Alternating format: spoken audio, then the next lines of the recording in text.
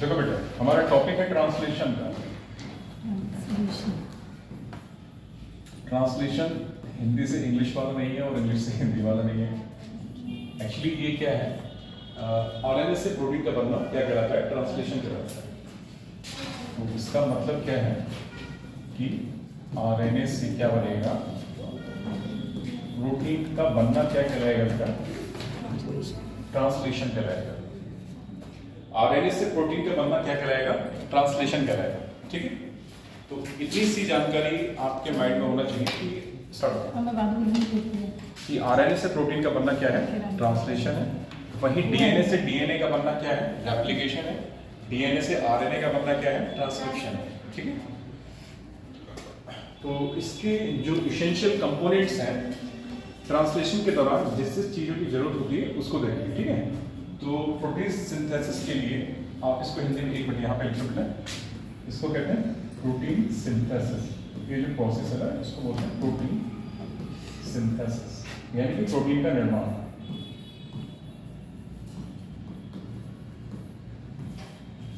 ठीक है, तो प्रोटीन सिंथेसिस के लिए जो आवश्यक कंपोनेंट है वो देखेंगे क्या क्या होता है।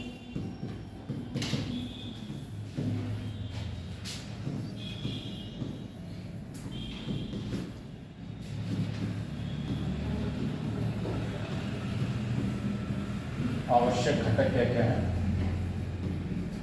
आवश्यक घटक मीन्स कंपोनेंट। पहला देखो यहाँ पे जेनेटिक कोड से शुरुआत है। Genetic code dictionary. ठीक है, फिर कोडॉन्स, फिर राइबोसोम्स। सर इसके लिए जगह छोड़े नहीं ऐसे ही लिखो। फिर है mRNA, tRNA,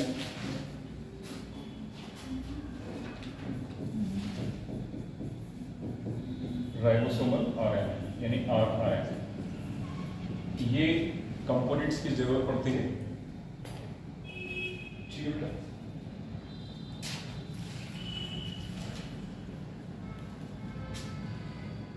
और इसमें जो पहला कंपोनेंट हम लोग लिखेंगे हेड डाल के जेनेटिक कोड डिक्शनरी।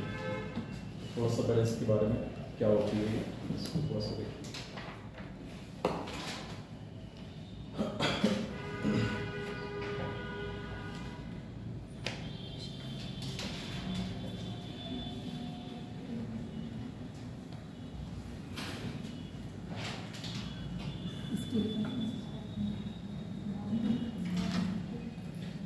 ठीक है, पहला हेडिंग डालो जेनेटिक कोड डिक्शनरी। ठीक है, बाकी के मैं पॉइंट बता रहा हूँ, आप लोग पहला हेडिंग डालो जेनेटिक कोड डिक्शनरी। और हम लोग स्टार्ट करते हैं जेनेटिक कोड डिक्शनरी से। देखो, जो इसकी जेनेटिक कोड डिक्शनरी की कॉन्सेप्ट है किसने दिया था? दो साइंटिस्ट है, नीरेनबर्ग एंड मथाई। साइंटिस्ट का नेम क्या है? Nirenberg and Mathai. Genetic code dictionary का कॉन्सेप्ट किसने दिया? तो जेनेटिक कोड डिक्शनरी का निर्माण करता कौन है? निर्माण करता कौन है? तो निर्माण करता है यहाँ पे नीरेनबर्ग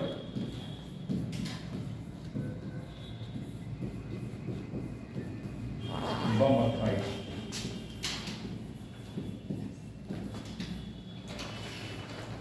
ठीक है, तो इसके निर्माण करता कौन है? नीरेनबर्ग व मथाई। अच्छा, एक चीज है, हमारे इंडियन साइंटिस्ट है doctor H G Khurana, Hargobind Khurana, इनका भी योगदान इसमें रहा है। तो हरगोविंद खुराना का योगदान किसमें रहा है? जेनेटिक कोड डिक्शनरी में रहा है। इसलिए एक पॉइंट बना के और लिख दो यहाँ पे एच जी खुराना, यानी कि डॉक्टर हरगोविंद खुराना। और इसमें डैश के लिख लो।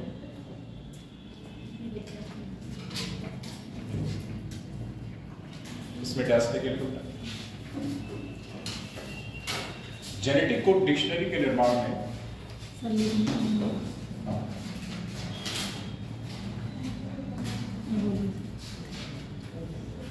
जेनेटिक कोड डिक्शनरी के निर्माण में डॉक्टर H.G. खुराना का अभूतपूर्व योगदान रहा है। Doctor H.G. खुराना का अभूतपूर्व योगदान रहा है। ठीक है। अच्छा, एक चीज अब ये आ गई कि जेनेटिक कोड डिक्शनरी है क्या? ये 64 कोडॉन्स की एक डिक्शनरी है। क्या है ये? 64 कोडॉन की एक डिक्शनरी। ठीक है। तो इसमें क्या होंगे? 64 कोडॉन। तो उनका नाम लिखो। तो कितनी कोडॉन की डिक्शनरी है? तो इसमें लिखो, ये है 64 कोडॉन्स की एक डिक्शनरी है।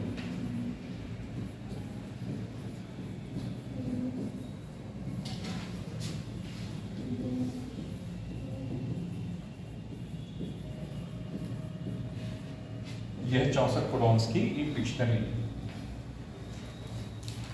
ठीक है।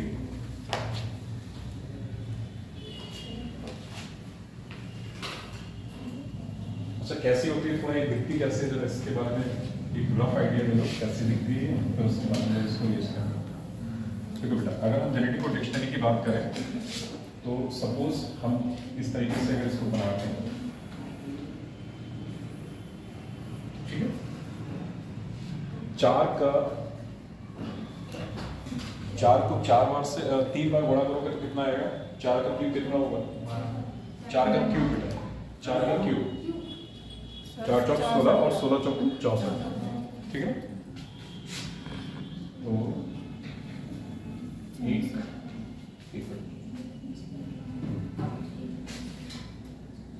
2 और ये चौथा कॉलम हमारा छोटा ज़्यादा उठेगा।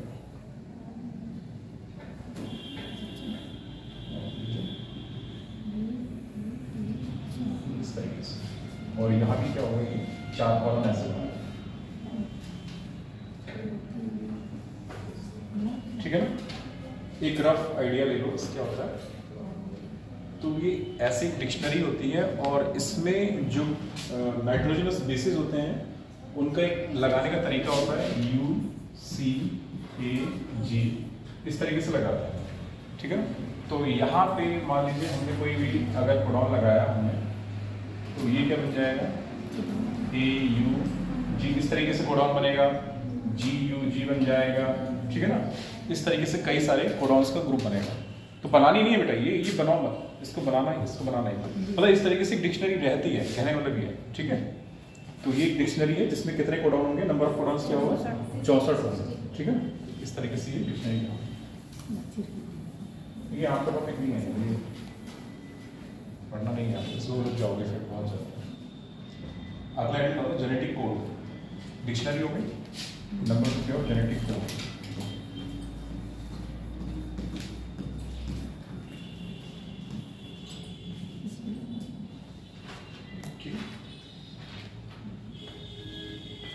जेनेटिक कोड यानी आनुवंशिक कूट। हिंदी में कोड को क्या बोलते हैं? कूट, आनुवंशिक कूट।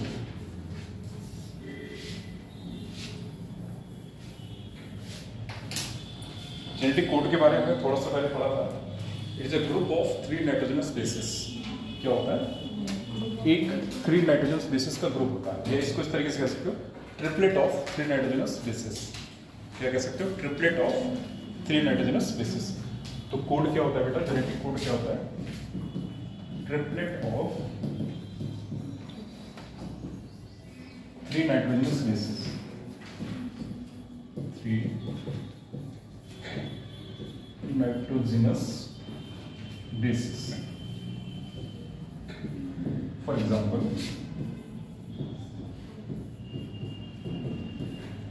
AUG, GUG, ETC करो, क्योंकि 64 है ना हमारे पास कोडॉन्स, तो 2 लिख दिए हमने कोई से। Adenine, uracil, guanine. ठीक है ना? प्यूरिन और पायरिमिडिन अब याद करो अच्छे से। अब तो आप सबको पता है ना कि प्यूरिन और पायरिमिडिन क्या होते हैं। तो adenine, uracil, guanine, guanine, uracil, guanine. ठीक है। तो ये क्या है? नाइट्रोजनस बेसिस है। और कोड क्या है बेटा? Triplet of 3 nitrogenous bases is known as genetic code. ठीक है। इतनी बात समझ में आई? जेनेटिक कोड की विशेषताएं, अगला पॉइंट यहाँ पे बनाओ विशेषताएं।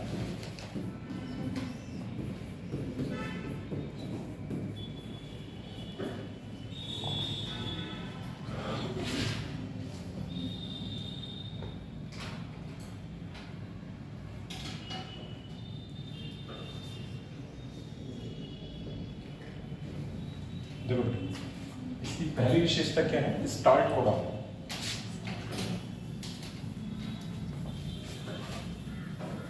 इसकी पहली विशेषता लिखो स्टार्ट कोडॉन।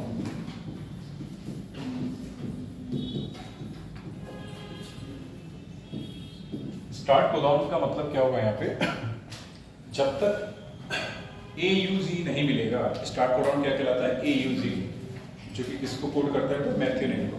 जब तक AUG नहीं मिलेगा तब तक की प्रोटीन निर्माण की प्रक्रिया शुरू ही नहीं होगी, चाहे वो प्रोकैरियोटिक सेल हो या यूकैरियोटिक सेल। बात समझ आ गई? तो स्टार्ट कोडॉन क्या होता है, AUG। तो यहाँ पे लिख लो AUG, और ये किसको कोड करेगा, ये करेगा, ये कोड करेगा, कोड्स फॉर मैथ्योनिन। मैथ्योनिन को कोड करेगा। मैथ्योनिन क्या है, एक अमीनो एसिड है। मैथिलीन क्या बेटा, एक अमीनो एसिड, ठीक है। और इसीलिए एक पॉइंट और देता हूं,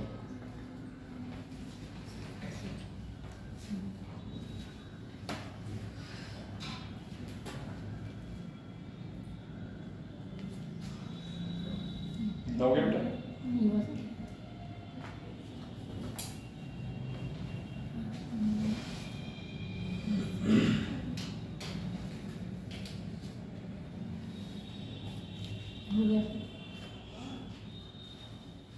इसमें लिखो AUG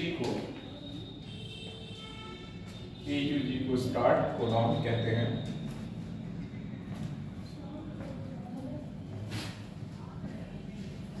AUG को स्टार्ट कोडॉन कहते हैं।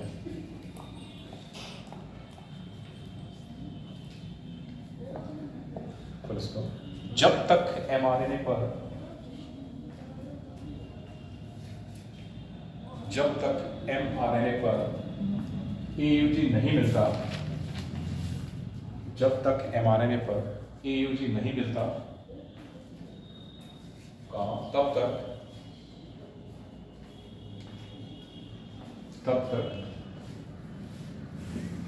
प्रोटीन निर्माण की प्रक्रिया, तब तक प्रोटीन निर्माण की प्रक्रिया शुरू नहीं होगी, तब तक प्रोटीन निर्माण की प्रक्रिया शुरू नहीं होगी।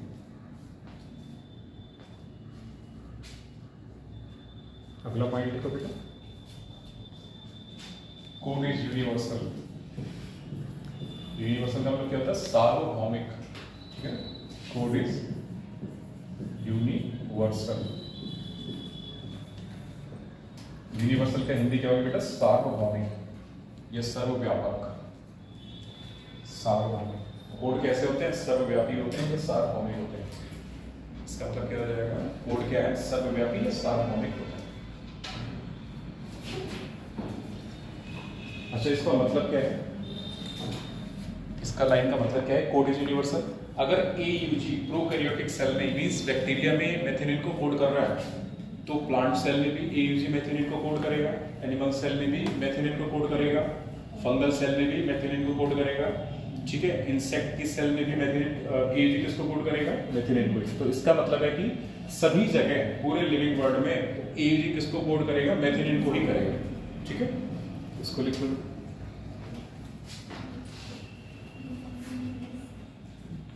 सभी कोड या सभी कोड लगभग सार्वभौमिक होते हैं। सभी कोड लगभग सार्वभौमिक होते हैं।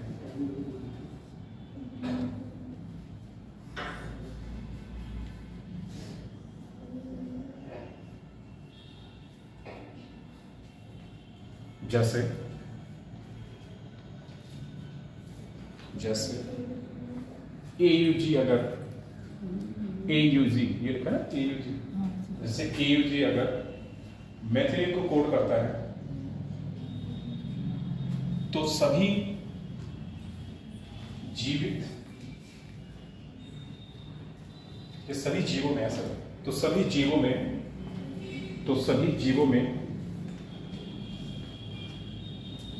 AUG, तो सभी जीवों में AUG मेथियोनिन को ही कोड करेगा।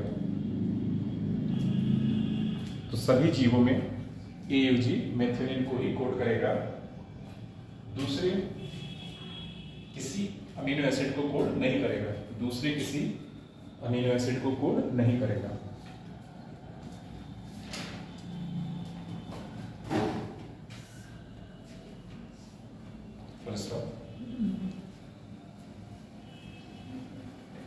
पैराग्राफ बदलो।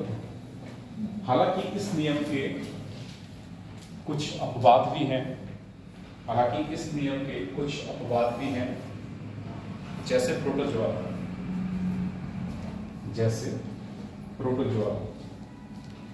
हालांकि इस नियम के कुछ अपवाद भी हैं, जैसे protozoa.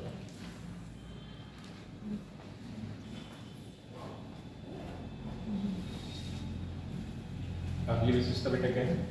Code is comma free. Code is comma free मतलब क्या होगा? देखो बेटा, अगर हमने कोड ऐसे लिखा तो इसको ऐसे कॉमा लगा के नहीं लिखो, ठीक है ना? इसमें कोई कॉमा नहीं लगेगा। अगर ये लिखोगे कॉमा लगा के तो ये क्या हो जाएगा? गलत हो जाएगा। इसमें यहाँ पे कोई भी कॉमा नहीं लगेगा। तो कोड कैसे लिखेंगे? AUG। तो कॉमा का इस्तेमाल नहीं होगा। इसका मतलब क्या हो गया? Code is comma free. ठीक है, इसको लिखो, कोड इज कॉमा फ्री। इसी रिएक्शन लिखिए सर। हाँ, सीधे code is comma free. Comma का मतलब समझ गया ना? इसके कोड के बीच में कोई कॉमा नहीं लगेगा। कैसे लिखेंगे? लगातार AUG को AUG ऐसे लिखेंगे। ठीक है बेटा, अगली विशेषता लिखो, स्टॉप कोडॉन। अगली विशेषता क्या है? Stop codon. यहाँ पे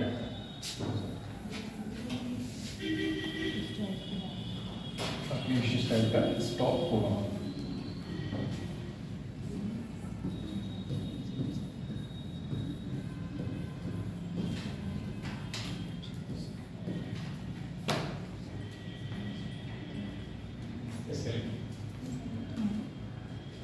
ये संख्या में 3 होते हैं, ये संख्या में 3 होते हैं डैश।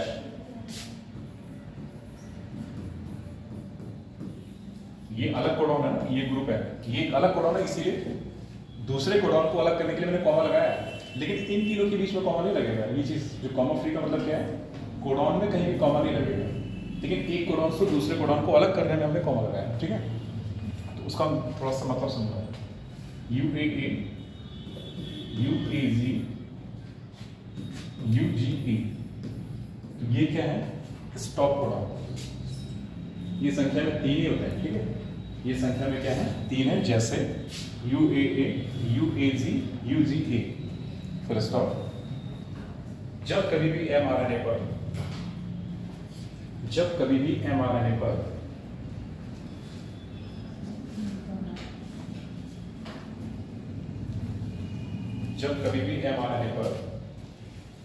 स्टॉप कोडॉन मिलता है, जब कभी भी mRNA पर स्टॉप कोडॉन मिलता है, तो वहां पर प्रोटीन निर्माण की प्रक्रिया रुक जाती है। तो वहां पर प्रोटीन निर्माण की प्रक्रिया रुक जाती है। बेटा ये कुछ विशेषताएं हो गई इसकी, ठीक है ना? ये कुछ विशेषताएं हैं जो में ना वो हमने पढ़ ली हैं। तो पहला क्या लिखा? Start codon. ठीक है ना? स्टार्ट कोडॉन के बाद क्या लिखा? कोड इज यूनिवर्सल सार्वभौमिक है, मतलब अगर AUG एक कोशिका में मेथियोनिन को कोड कर रहा है तो वो कोई भी जीवित कोशिका हो मेथियोनिन को ही क्या करेगा? कोड करेगा। Code is comma free, code के बीच में कॉमा का इस्तेमाल नहीं करेंगे। चौथी विशेषता है स्टॉप कोडॉन, मतलब इन तीनों में कोई भी अगर मिल जाएगा mRNA पर तो वहीं पे प्रोटीन निर्माण की प्रक्रिया क्या होगी? रुक जाएगी। ठीक है,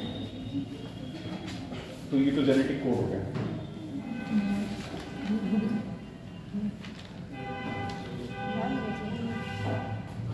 जो अगला हमने लिखा है राइबोसोम। ठीक है, राइबोसोम। तो राइबोसोम की कितनी यूनिट है बेटा? एक लार्ज सब यूनिट है और दूसरी क्या है? Small subunit. तो अगला कंपोनेंट हमारा क्या रहेगा? जो अगला कंपोनेंट है हमारा वो क्या है, राइबोसोम्स। ठीक है, प्रोटीन निर्माण की प्रक्रिया में हमने 4 कंपोनेंट की बात की थी, genetic code dictionary, genetic code, ribosome और सभी प्रकार के एमआरएनए। ठीक है, तो जो तीसरा कंपोनेंट है हमारा वो क्या हो जाएगा, राइबोसोम्स। तो तीसरा कंपोनेंट लिख लो बेटा, राइबोसोम्स।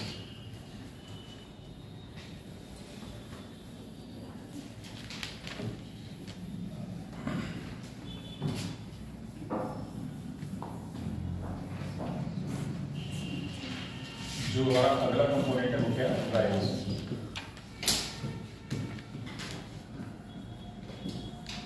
राइबोसोम्स में भी कैसे उसकी दोनों इकाइयां हैं, यानी कि लार्ज सब यूनिट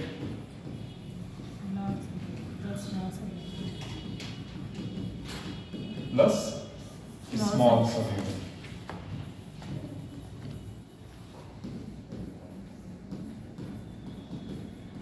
और इसको शॉर्ट में क्या लिख लो बेटा, LSU और SSU कर दो। ठीक है ना, तो दोनों ही यूनिट की क्या होती है, आवश्यकता होती है यहाँ पे। ठीक है, अगला कंपोनेंट क्या हो जाएगा हमारा, RNAs। तो इसमें भी तीनों प्रकार के RNA आएंगे। पहला लिख लो mRNA, और इसमें डैश देके यहीं पे लिख लेना, इसमें डैश देके यहीं पे लिख लेना।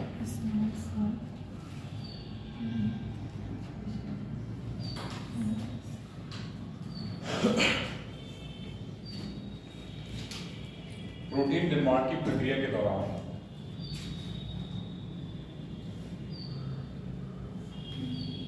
mRNA के आगे लिखो बेटा। ठीक है,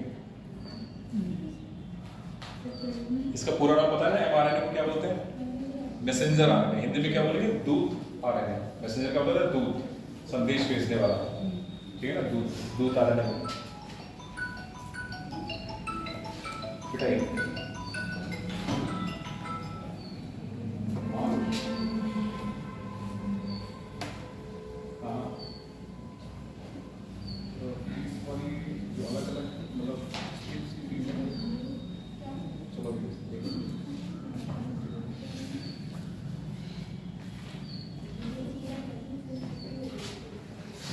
हेलो, आवाज आ रही है ना? ठीक है, जरा इसको बनाओ तो अभी लिखा।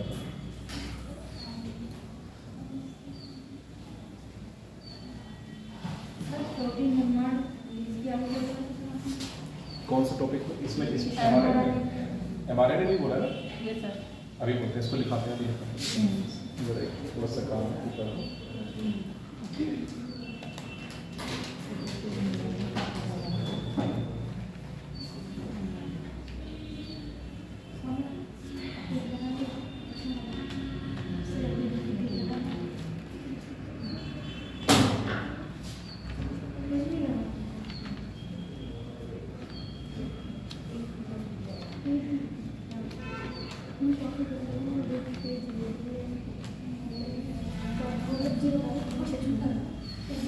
हाँ बेटा, अब बताओ क्या लिखा। mRNA के बारे में तो लिख रहे थे तुम लोग, क्या लिखा? प्रोटीन निर्माण की प्रक्रिया में mRNA, प्रोटीन निर्माण की प्रक्रिया में mRNA टेम्पलेट का कार्य करता है।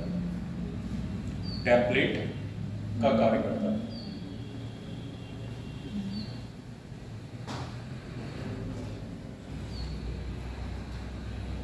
अर्थात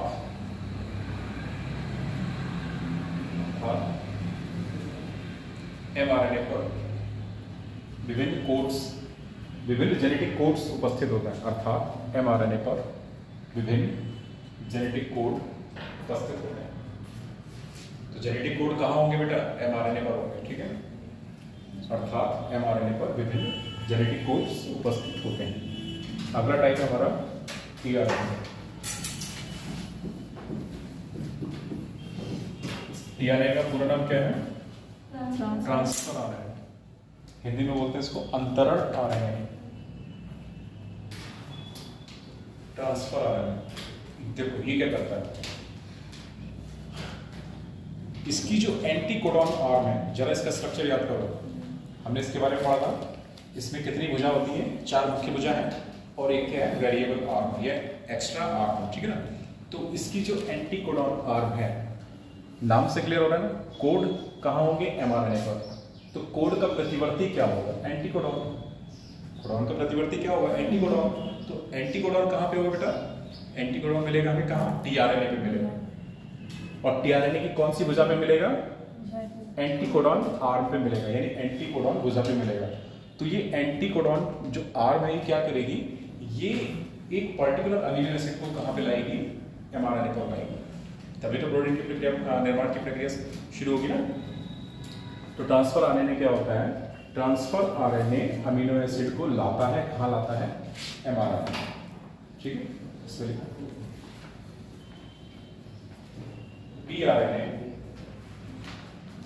टीआरएनए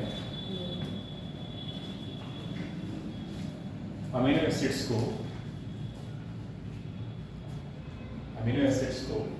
mRNA पर लाता है। टीआरएनए अमीनो एसिड्स को mRNA पर लाता है, अर्थात ये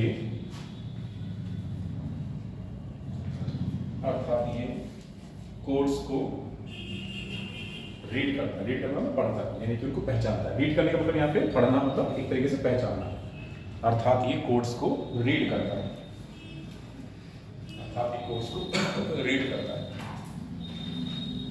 तो बात समझ में आ गई ना। टीआरएनए का काम क्या है, देखो बेटा mRNA क्या काम करेगा, तो mRNA प्रोटीन निर्माण की प्रक्रिया के दौरान क्या काम करेगा, टेम्पलेट का काम करेगा, और उस पर क्या मिलेंगे हमें, जेनेटिक कोड्स मिलेंगे। टीआरएनए क्या करेगा, विभिन्न प्रकार के अमीनो एसिड को लाएगा कहाँ, mRNA पर, और इसकी कौन सी भुजा लाएगी, तो वो होगी एंटी कोडॉन आर्म। ठीक है, चलो अगला टाइप का आरएनए क्या हो जाएगा, राइबोसोमल आरएनए, यानी कि आरआरएनए।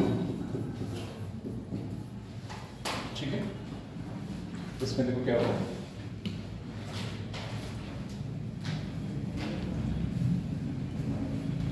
देखो बेटा इसमें क्या होती है, राइबोसोमल आरएनए में क्या है, कुछ स्ट्रक्चरल प्रोटीन्स होती हैं। क्या होता है, कुछ संरचनात्मक प्रोटीन होगी जो क्या बनाएंगी, पी साइट बनाएंगी और ए साइट बनाएंगी। ठीक है, राइबोसोम की पी साइट बनाएंगी और ए साइट बनाएंगी। ठीक है, इतनी बात समझ गई।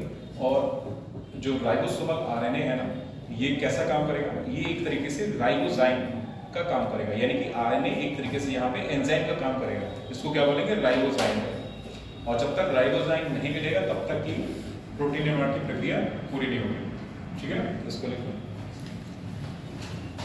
आरआरएनए पर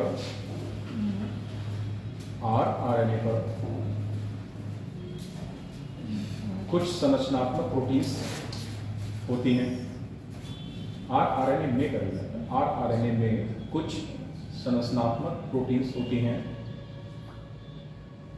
कुछ संरचनात्मक प्रोटीन्स होती हैं जो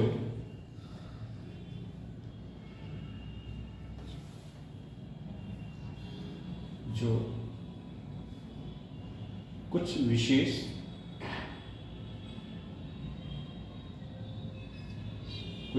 साइट्स, SITES, कुछ विशेष साइट्स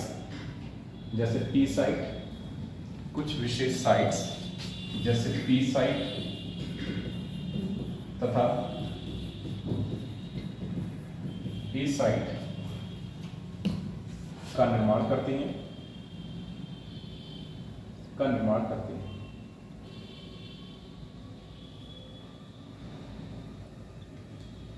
इसी में अगला पॉइंट, यह एक कैटलिस्ट की तरह, यानी प्रेरक की तरह, क्या है, एक उत्प्रेरक की तरह कार्य करता है।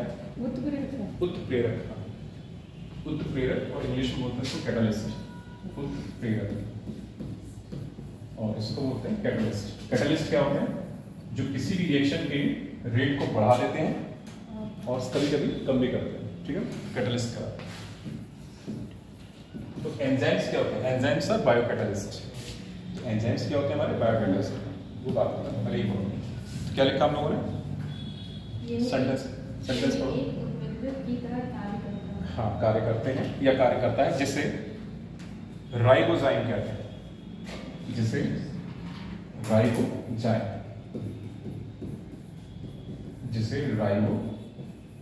कहते हैं। और ब्रैकेट में लग लेना यहाँ पे आरएनए एक्टिंग एज एंजाइम। इसका राइबोजाइम का मतलब क्या हो गया? आरएनए एक्टिंग एज एंजाइम, यानी कि आरएनए का एंजाइम की तरह कार्य करना क्या कहलाएगा? राइबोजाइम कहलाएगा। आरएनए एक्टिंग एज एंजाइम, तो उसको क्या बोलेंगे? राइबोजाइम बोलेंगे।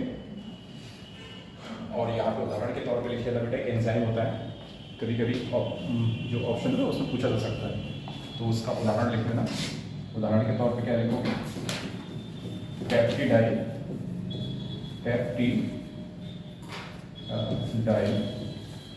ट्रांसफरेज, ये एंजाइम। और ये कैसा है? राइबोजाइम या आरएनए एंजाइम? ट्रांसफरेज।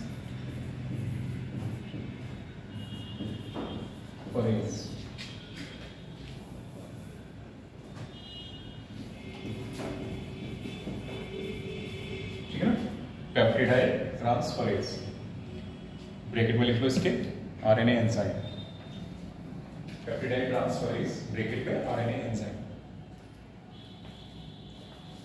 ठीक है, तो ये कंपोनेंट्स पता होगा ना प्रोटीन निर्माण की प्रक्रिया के दौरान किन किन चीजों की आवश्यकता होती है, ये इतना पता चल गया। ठीक है ना? चलो, तो स्टेप्स लिखो, प्रोटीन निर्माण के स्टेप्स। प्रोटीन निर्माण के स्टेप्स।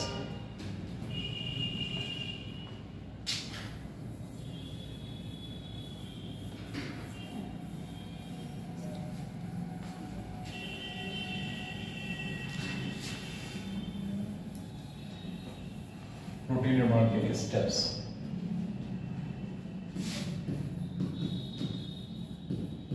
स्टेप्स में फिर वही 3 स्टेप है। इनिशिएशन, मतलब शुरुआत कैसे हो रही है? इनिशिएशन, एलोंगेशन, दीर्घीकरण मतलब, और टर्मिनेशन मतलब समाप्त।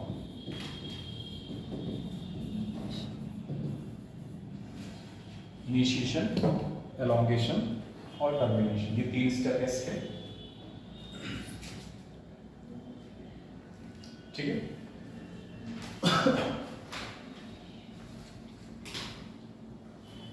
देखो बेटा, अगर हम बात करें इनिशिएशन की, पहला स्टेप क्या है हमारा? इनिशिएशन। सिर्फ डायग्राम से, छोटे से डायग्राम से समझो यहाँ पे क्या हो रहा है। अगर ये एक एमआरएनए बनाया है,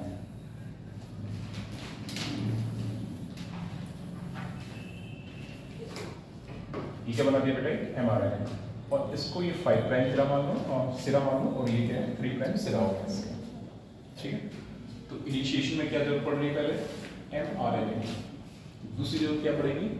राइबोसोम की। और राइबोसोम की कौन सी इकाई पहले आएगी? Small subunit. तो यहां पे हमने इस तरीके से मान ली,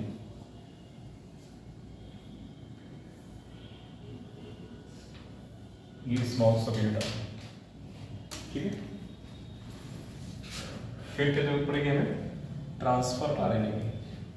ट्रांसफर आरएनए की जरूरत पड़ेगी। ट्रांसफर आरएनए को हम बना लें इस वाले ढंग से, इस तरीके से बना लें इसको।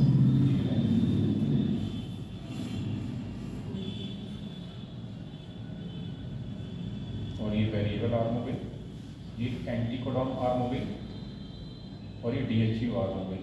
ठीक है बेटा, ये क्या है? ये एंटीकोडॉन आर्म है। ठीक है, ट्रांसफर आरएनए हो गया। ठीक है, एमआरएनए हो गया, राइबोसोम की छोटी इकाई हो गई, ट्रांसफर आरएनए हो गया। लास्ट में क्या बना देंगे? आरएनए की बड़ी इकाई। बड़ी इकाई इसको घेरते हुए बनाएंगे इस तरीके से।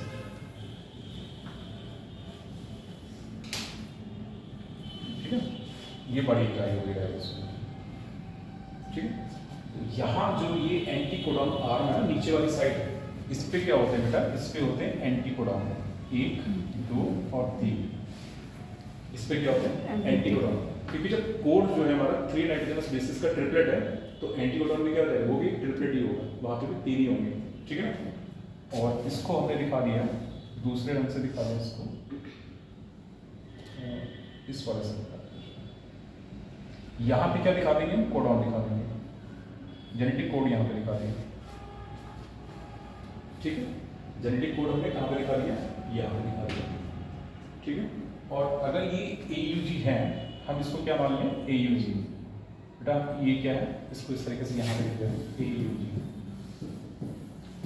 किसको कोड करेगा, मैथियोनिन को, मैथियोनिन को कोड करेगा।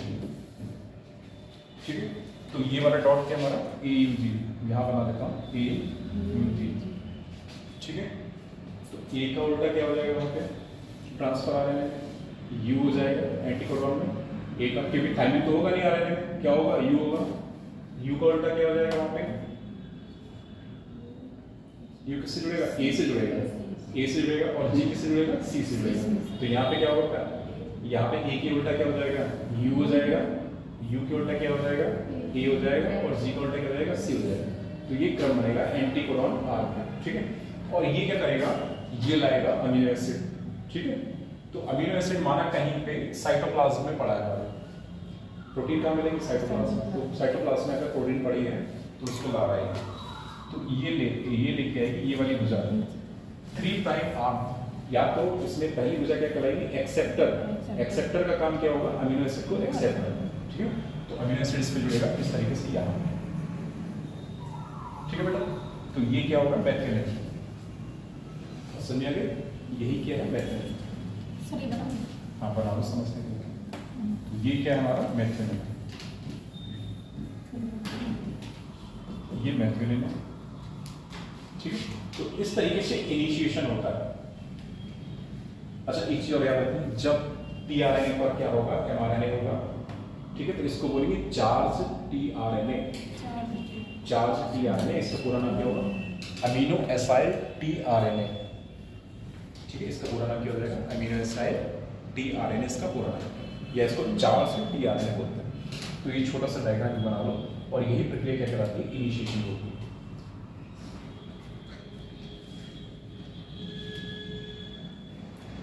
ठीक है, बेटा ये प्रक्रिया क्या कहलाएगी आपकी, इनिशिएशन कहलाती है। एक बार बनाओ, फिर दोबारा से एक बार रिक्वेस्ट करा, थोड़ा सा ये इसके बीच में थोड़ा सा गैप एक बना लेना, ताकि AUG हमारा क्लियर दिख जाए। ठीक है ना, AUG क्लियर दिख जाए। ये स्टार्टिंग कोडॉन करना, जब तक ये नहीं मिलेगा तब तक क्या बनेगा, प्रोटीन बनेगी नहीं।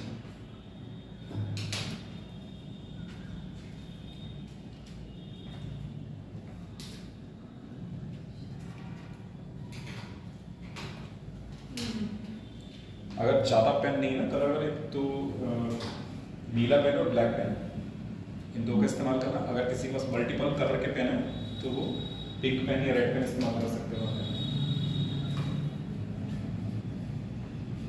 और एग्जाम में रेड पेन का तो इस्तेमाल कभी मत करना, रेड और ग्रीन पेन का इस्तेमाल कभी नहीं होता एग्जाम में, हमेशा याद रखना, क्योंकि रेड एंड ग्रीन पेन सा मास्टर्स पेन, रोड्स पे होते करो।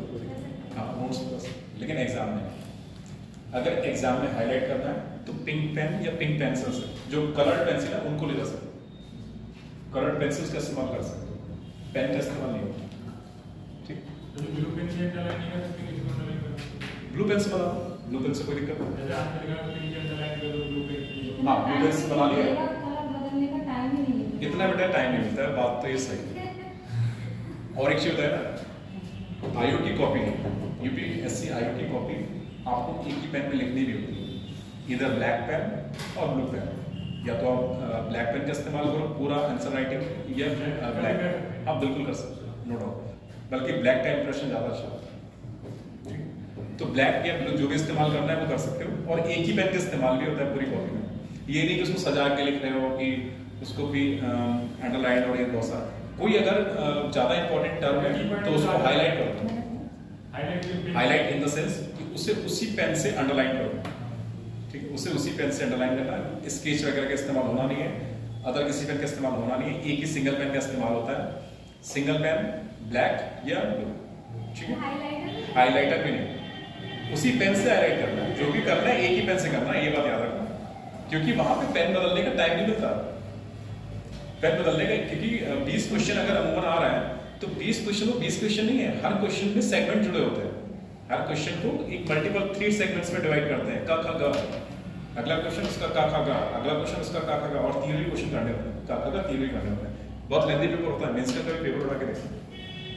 ठीक है, और वहां पे क्या होता है, सिंगल पेन ही इस्तेमाल होता है। मैं एडवाइस यही करूंगा कि सिंगल पेन इस्तेमाल करना, मल्टीपल पेन के चक्कर में रहोगे तो पेपर छूटेगा।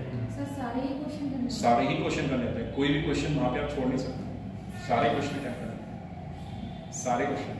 ठीक, ये बोर्ड का बोर्ड वाला सिस्टम नहीं है यहाँ पे कि हाँ ये ऑप्शन मिल गया तो ये करना है, ये करना है, ऐसा कुछ नहीं है। सारे all question are mandatory better. हाँ, क्वेश्चन तो इम्पोर्टेंट। अगर बुकलेट आ रही है तो आंसर बुकलेट में आपके क्वेश्चन छपा होगा, उसके नीचे प्रॉपर स्पेस दिया होगा, उसी स्पेस में आपको आंसर राइट करना है। वो नहीं, उसको इस्तेमाल नहीं करना ना, बिल्कुल उसको टच भी नहीं करना। वहाँ पे तो आपकी मार्किंग होगी, कितना मार्क मिलना है, वो मार्किंग के लिए एरिया होता है, वहाँ पे आपके मार्क्स दिए जाते हैं। जैसे इस तरीके से बुकलेट होती है, आती है मार्केट में, आती है यूपीएससी की बुकलेट आती है, उसको देख लेना, मार्केट में इस तरीके से आती है। अगर ये पेपर है तो उसका इस तरीके से मार्जिन निकला होता है, लिखना कितने होता है, कितने पार्ट पे लिखना होता है, जो बीच वाला एरिया बनना है ना, इस पे लिखना होता है। ये हाथ के दोनों तरफ छोड़ने होते हैं, इन पे कुछ नहीं लिखना। अगले पेज पे सेंटेंस नहीं पूरा हो रहा है तो उसके नीचे लिखो। कुल मिला के लिखना इसी एरिया में, इधर उधर नहीं लिखना, ठीक है, लिखना इसी एरिया में, इधर उधर लिखना। मैं कभी कॉपी लाऊंगा इसलिए, मतलब मेरे पास है, मैंने जो इसका लिखा हुआ है साइंस का ही है, बॉटनी वगैरह का मेरा रहा है सब्जेक्ट, तो उसके बारे में कभी दिखाऊंगा। देख रहे हैं तो एक ये बता देना, क्योंकि ऐसा होता है ना, हम लोग कभी आते भी नहीं है ना, चलो ले आए, देख लेंगे तो फिलहाल डायग्राम बन गया, ये साथ में ठीक है, डायग्राम समझ में आया। हाँ। देखो बेटा, हमने यहाँ पे सारे कंपोनेंट इस्तेमाल करे, genetic code, anticodon, mRNA, tRNA और राइबोसोम की दोनों यूनिट क्या क्या इस्तेमाल कर रखा है, एमएसटीएल, एम यहाँ पे हमने इनिशिएशन में इस्तेमाल क्या करा, M plus S plus T plus L. M मतलब मैसेंजर आरएनए, एस मतलब small subunit of ribosome, T मतलब ट्रांसफर आरएनए और एल मतलब लार्ज सब यूनिट। तो इसको एमएसटीएल बोल, एमएसटीएल इस्तेमाल कर लिया, ठीक है, शॉर्ट में याद करने के तौर पे इसको अगर मेमोरी बनाए तो एमएसटीएल इस्तेमाल कर लिया, ठीक है। तो एमएसटीएल यहाँ पे इस्तेमाल कर लिया।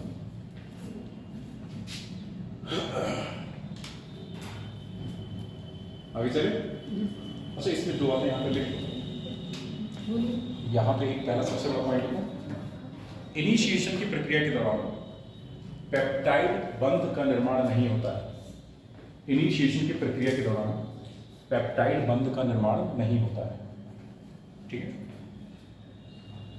इनिशिएशन की प्रक्रिया के दौरान पेप्टाइड बंध का निर्माण नहीं होता। देखो बेटा, यहाँ देखो, यहाँ कोई भी दूसरा अमीनो एसिड आया नहीं आया, पहला अमीनो एसिड है ना, ठीक है ना, पहला अमीनो एसिड है ना, ठीक है। पेप्टाइड लिंकेज पढ़ा है ना, प्रोटीन का जब हम लोग पढ़ रहे थे तो पेप्टाइड लिंकेज हमने पढ़ाया था। वहाँ पे दो अमीनो एसिड के बीच जब आपस में जुड़ेंगे दो अमीनो एसिड, तो उनके बीच क्या बनेगा, पेप्टाइड लिंकेज बनेगी और उस लिंकेज का नाम क्या बताया था, CONH लिंकेज। प्रोटीन याद करो, जब हम लोग प्रोटीन पढ़ रहे थे तो वहां पे क्या था, पेप्टाइड लिंकेज था, और वो लिंकेज क्या होती है, CONH लिंकेज, ठीक है ना। तो दो अमीनो एसिड जब आपस में जुड़ेंगे तभी तो उनके बीच पेप्टाइड लिंकेज बनेगा। यहाँ पे तो सिंगल अमीनो एसिड है, सिंगल अमीनो एसिड किससे लिंक करेगा, दूसरा अमीनो एसिड है ही नहीं, तो यहाँ पे पेप्टाइड लिंकेज होगा ही नहीं। तो इसीलिए हमने लिखा है इनिशिएशन की प्रक्रिया के दौरान कोई भी पेप्टाइड बॉन्ड नहीं बनता। तो नोट करके इसमें क्या लिखो, इनिशिएशन की प्रक्रिया के दौरान कोई भी पेप्टाइड लिंकेज या बॉन्ड नहीं बनेगा। क्यों नहीं बनेगा, बात समझ में आ गई, क्योंकि वहां पे दूसरा अमीनो एसिड है ही नहीं, ठीक है। तो अगला स्टेप हमारा एलॉन्गेशन। अगला स्टेप क्या हो जाएगा, एलॉन्गेशन।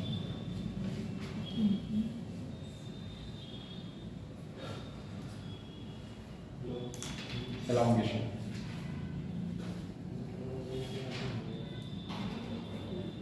देखो बेटा, एलॉन्गेशन में क्या पड़ेगा हमको जरूरत, ये तो जरूर पड़ेगी सारी की सारी, एमएसटीएल तो नहीं हमारे पास। साथ में क्या होगा, ये जब इसकी पी, देखो बेटा हमने यहाँ पे राइबोसोम जो लार्ज सेल यूनिट है इसमें साइड होती है, पी साइड और ए साइड। ये हमें इतना डिटेल में नहीं जाना, बस इतना याद रखना है कि जब ये एमआरएनए थोड़ा सा इधर खिसकेगा तो क्या मिलेगा, अगला कोड। फॉर एग्जाम्पल अगर हम इसको दूसरे डायग्राम में यहाँ पे देखें, अगर ये AUG है, ठीक है, अब ये आरएनए इधर खिसकेगा तो अगला कोडॉन क्या मिला है, GUG मिला। तो अब अटैच किस पे होंगी ये सारी की सारी यूनिट, स्मॉल सब यूनिट यहाँ आ जाएगी, बड़ी सब यूनिट इसके ऊपर आ जाएगी, और टीआरएनए कुछ इस तरीके से ये यहाँ आ जाएगा इसके ऊपर, और इसके क्या होगा, एंटी कोडॉन होंगे। बात समझ आ गई? तो अगला स्टेप एलोंगेशन में यही होगा, ईएमजी की साइड खाली होगी क्योंकि मैथिनिन जुड़ चुका है, मैथिनिन यहाँ पे आ जाएगा, और अगला जीओजी किसको कोड करेगा, वैलिन को। अब यहाँ पे पेप्टाइड 1 बनेगा और ये अमीनो एसिड यहाँ पे। तो ये प्रक्रिया क्या करेगी, एलोंगेशन। अब इसको दोबारा से देखेंगे, यहाँ फ्रेश डायग्राम है। इतना फ्रेश समझ में आया एलोंगेशन में क्या हो रहा है। देखो बेटा, अब मैं इसको वही डायग्राम दोबारा फिर बनाऊंगा, बस इसमें थोड़ा सा चीजें यहाँ पे आपको बनाना है, आपको यहाँ पे बनाना है।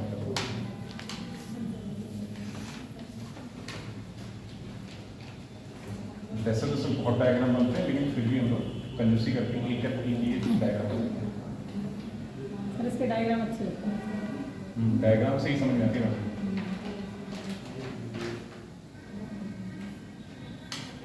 मैं लिखा दूंगा, लिखाने के बाद फिर उसको देखोगे तो भूल जाओगे।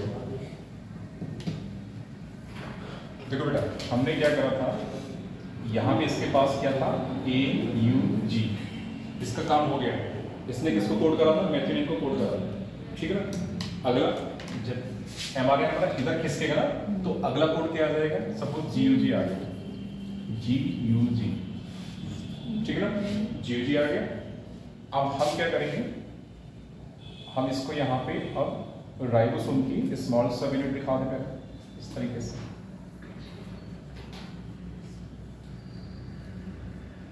ये स्मॉल सब यूनिट हो गई, ठीक है। इसके ऊपर क्या बना रहे हैं, इसके ऊपर बना रहे TRNA बना रहे हैं, पहले TRNA बना।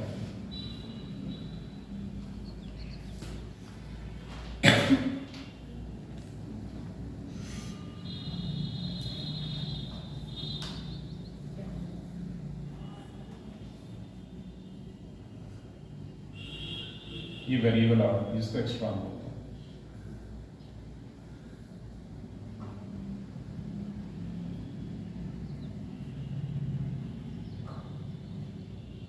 और यहाँ पे मैथिनिन पहला वाला हमारा आ चुका है, आपको पता है, ये पहला वाला मैथिनिन है।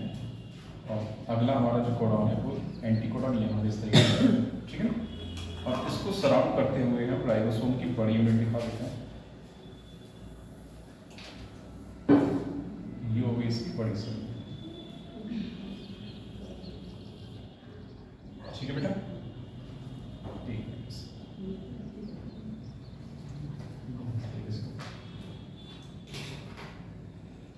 ठीक है। तो ये क्या है हमारा SSU कर दो, इसको नाम देते हैं यहाँ पे। ये स्मॉल सब यूनिट है, ये क्या है लार्ज सब यूनिट है, यानी कि LSU है, ठीक है। और ये स्ट्रक्चर क्या है, mRNA है, येलो कलर से दिखा दो। ये क्या स्ट्रक्चर हमारा mRNA है, और ये क्या है, ये tRNA है, ठीक है। और बेटा GUG किसको कोड करेगा, तो GUG कोड करता है वैलिन। अगला अमीनो एसिड है वैलिन, तो GUG किसको कोड करेगा, तो वैलिन को कोड करेगा। तो जो हमारा अगला अमीनो एसिड जुड़ेगा, तो अगर हम उसको रेड कलर से दिखा दें वैलिन को, तो इसके ऊपर जो पेप्टाइड 1 ये रहेगा और ये रहेगा वैलिन। तो ये क्या हमारा वैलिन, इसको लिखते हैं वैलिन, मैथिनिन वाला ये, ठीक है। तो देखा समझ में आया एलोंगेशन की प्रक्रिया कैसे हो रही है। mRNA आगे बढ़ेगा, GUG आएगा, GUG से tRNA जुड़ेगा, tRNA दूसरे अमीनो एसिड को लाएगा वैलिन, जिसको किस पे जोड़ेगा, मैथिनिन के ऊपर ही जोड़ेगा, ठीक है। तभी तो पॉलीपेप्टाइड चेन बनेगी, पॉलीपेप्टाइड चेन मतलब प्रोटीन बनेगी, ठीक है। तो इस तरीके से एलोंगेशन की प्रोसेस होती है, इसको लिखिए। अब एलोंगेशन में क्या बनना है, पेप्टाइड बॉन्ड बनना है, क्योंकि दो अमीनो एसिड के आपस में जुड़ रहे हैं ना, तो दोनों के बीच क्या बनेगा, पेप्टाइड बॉन्ड बनेगा। तो ये इसको बनाओ,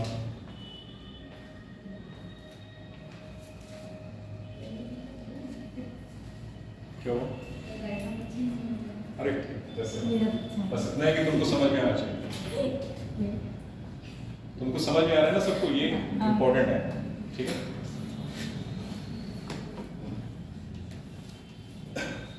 तो ये एलोंगेशन का स्टेप था। अगला स्टेप है टर्मिनेशन का। अगला स्टेप क्या है बेटा हमारा? टर्मिनेशन।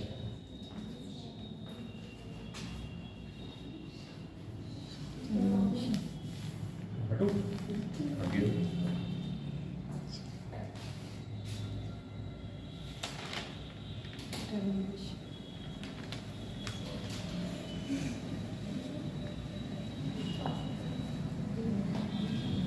ये पूरा पूरा एक रीढ़ है, ये जो टॉपिक हम पढ़ रहे हैं पूरी डीएनए, आरएनए और प्रोटीन, ये पूरी रीढ़ है, एक तरीके से पूरे बायोलॉजी की रीढ़ है, मॉलिक्यूलर बायोलॉजी कहलाती है ये रीढ़ है। इसको नहीं समझा तो बायोटेक समझ में नहीं आनी है, फिर आगे जो भी रिसर्च आती है मॉडर्न रिसर्चेज अगर बायोलॉजी के फील्ड में वो समझ में नहीं आनी है। तो रीढ़ है, इसको समझना जरूरी।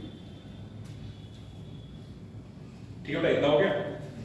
अगला है हमारा, अगला स्टेप है टर्मिनेशन का। टर्मिनेशन कब होगा? टर्मिनेशन कब होगा? जब एमआरएनए पर स्टॉप कोडॉन प्रेजेंट होगा। फॉर एग्जांपल अगर हम स्टॉप कोडॉन क्या बना दें, यूएए, यूएजी और यूजीए, ये हमारे क्या है? Stop codon. अगर एमआरएनए पर कहीं भी मान लो यहाँ स्टॉप कोडॉन मिल गया तो यहीं पे क्या है? टर्मिनेट हो जाएगा, मतलब प्रोटीन निर्माण की प्रक्रिया रुक जाएगी, लास्ट सबयूनिट अलग हो जाएगी, टीआरएनए अलग चला जाएगा, स्मॉल सबयूनिट अलग आ जाएगी, ठीक है? सभी कंपोनेंट आपस में अलग अलग। तो ये प्रोसेस क्या कहलाएगी? टर्मिनेशन कहलाएगी। अब जो अगला स्टेप हम लोग लिखेंगे टर्मिनेशन का, ये वाला पार्ट हम लोग कवर करेंगे यहाँ से। देखो बेटा, सब चित्र इसमें ही बनेगा? हाँ बिल्कुल, एक डायग्राम बनाएंगे, केवल एक डायग्राम से काम चला है। वैसे तो बहुत डायग्राम होता है लेकिन एक से काम चला है, ठीक है? अब हम यहाँ पे कोई भी कोड बनाते हैं, सपोज यहाँ पे कई सारे कोड मिल गए,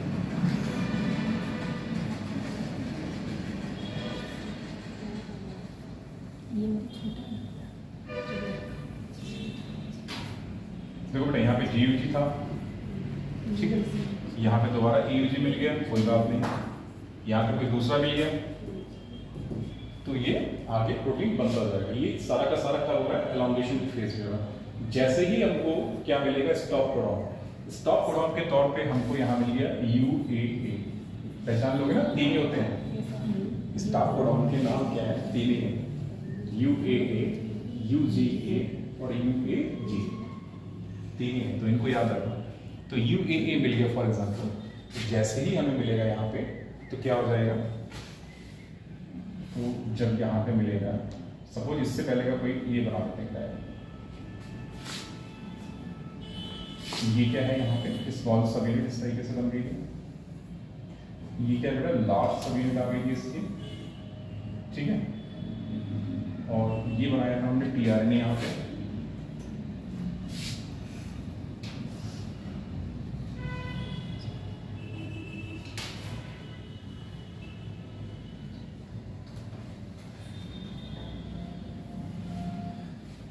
और यहाँ पे कितनी प्रोटीन बन गई? यहाँ पे बहुत सारी बन गई, मतलब कई सारे अमीनो एसिड आके जुड़ चुके हैं।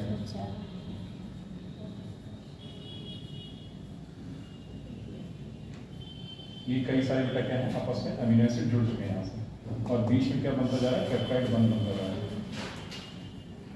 ठीक है ना? इतनी लंबी चेन बन गई, वो बॉक्स बॉक्स बना दी, इतनी लंबी चेन बन गई, लेकिन जैसे ही ये मिलेगा क्या होगा? ये अलग हो जाएगा। अब इसको क्या करेंगे? अब यहाँ पे कुछ नहीं आ रहा है, तो ये जो SSU है ना, ये अलग हो जाएगी, LSU अलग हो जाएगा, ट्रांसफर आरएनए अलग चला जाएगा, बस ये है। ये लॉस्ट डायग्राम है। यहाँ पे कोई नया अमीनो एसिड हम लोग नहीं लिखेंगे, ठीक है? जितनी चेन बनी है ना, इसका यहाँ से कनेक्शन तोड़ दो बस, ये यहाँ से कनेक्शन तोड़ दो बस, ये अब इसका यहाँ से जो चैन बन है ना बेटा, ये इसका कनेक्शन तोड़ देना है। हाँ, इसका कनेक्शन तोड़ना है।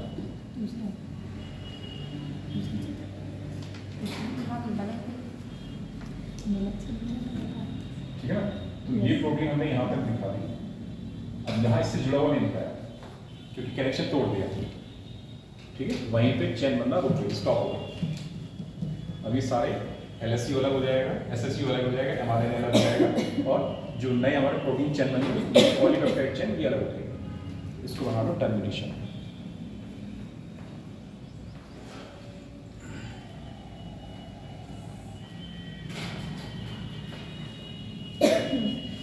ये प्रोसेस थी प्रोटीन सिंथेसिस थी, जिसमें इनिशिएशन, एलोंगेशन, टर्मिनेशन।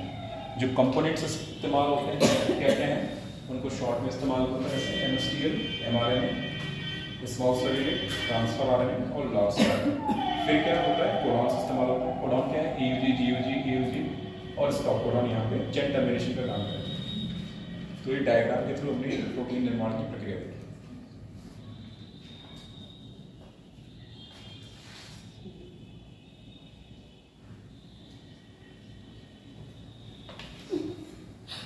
क्या हुआ? अरे बनाओ ना, जैसा बना वैसे, जैसे बना वैसे।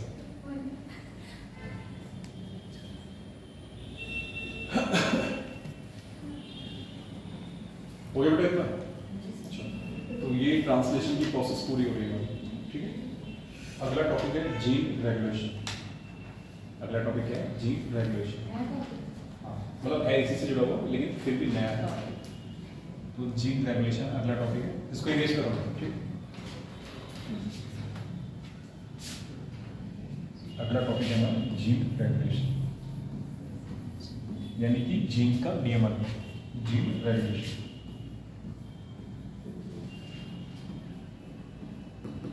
हिंदी में क्या लिखोगे, जीन नियमन। जीन नियमन, जीन रेगुलेशन मतलब जीन का नियमन या जीन नियमन।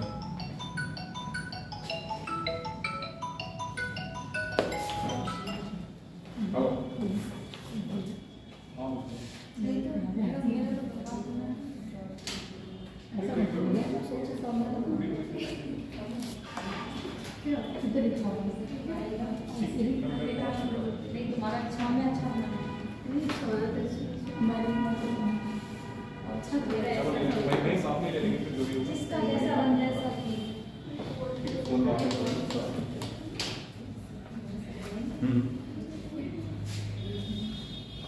अच्छा, चलो पहले तो मिले ना, उसके बाद डिसाइड करते हैं, ठीक है।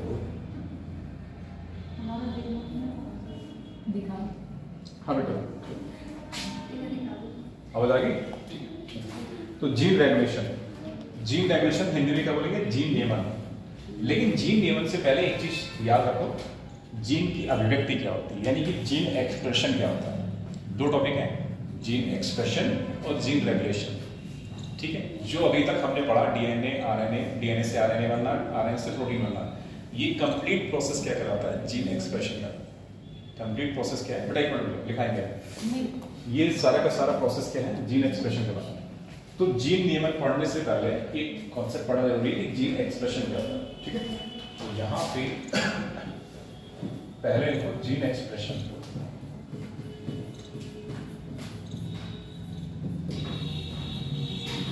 हिंदी में लिखते हैं इसको जीन की अभिव्यक्ति। जीन एक्सप्रेशन को हिंदी में क्या लिखते हैं, जीन की अभिव्यक्ति। जीन की अभिव्यक्ति। अब जरा बोर्ड पे ध्यान दो, जीन क्या होता है। सवाल पहला ये है कि जीन होता है, तो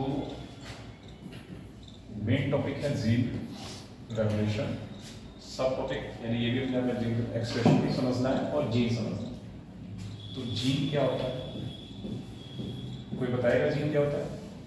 तो gene is a segment of protein, gene protein बनाता है। Gene is a segment of DNA, क्या है, सीधे सीधे कहो कि डीएनए, डीएनए का हिस्सा है। सेगमेंट क्या मतलब क्या हो गया, हिस्सा। Gene is a segment of DNA, तो क्या होगा, सेगमेंट ऑफ डीएनए।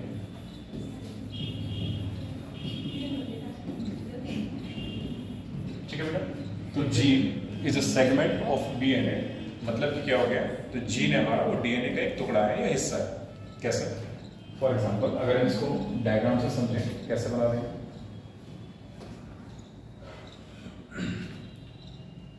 ये हमने डीएनए बना दिया इस तरीके से, डीएनए डबल स्टैंडर्ड बनाया, ठीक है। ये 5 प्राइम से दिखा दिया, ये 3 प्राइम से, ठीक है। ये डीएनए है, ठीक है, इसका 5 प्राइम से रही है, 3 प्राइम से रही है। अब हमें इसको जीन दिखाना है। जीन कैसे दिखाओगे आप, एक जीन ये दिखा दिया, ठीक है।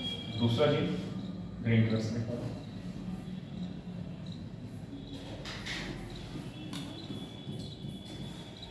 ठीक है, अगला जीन अलग कलर से निकालो।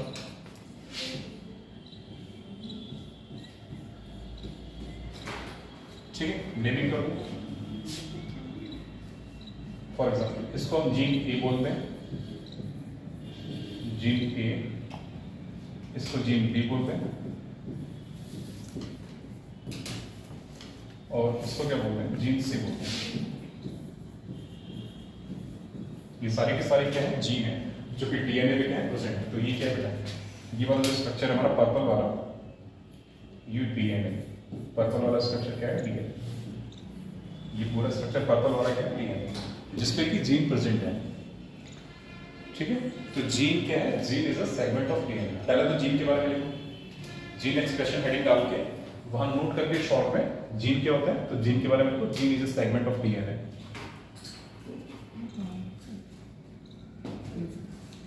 बताइए इस बात को बताइए।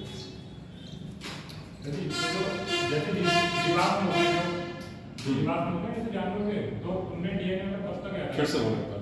जो जीवाश्म होते हैं, जो जीवाश्म फॉसिल, हाँ तो उनमें डीएनए में कब तक एक्टिव कर रहा है?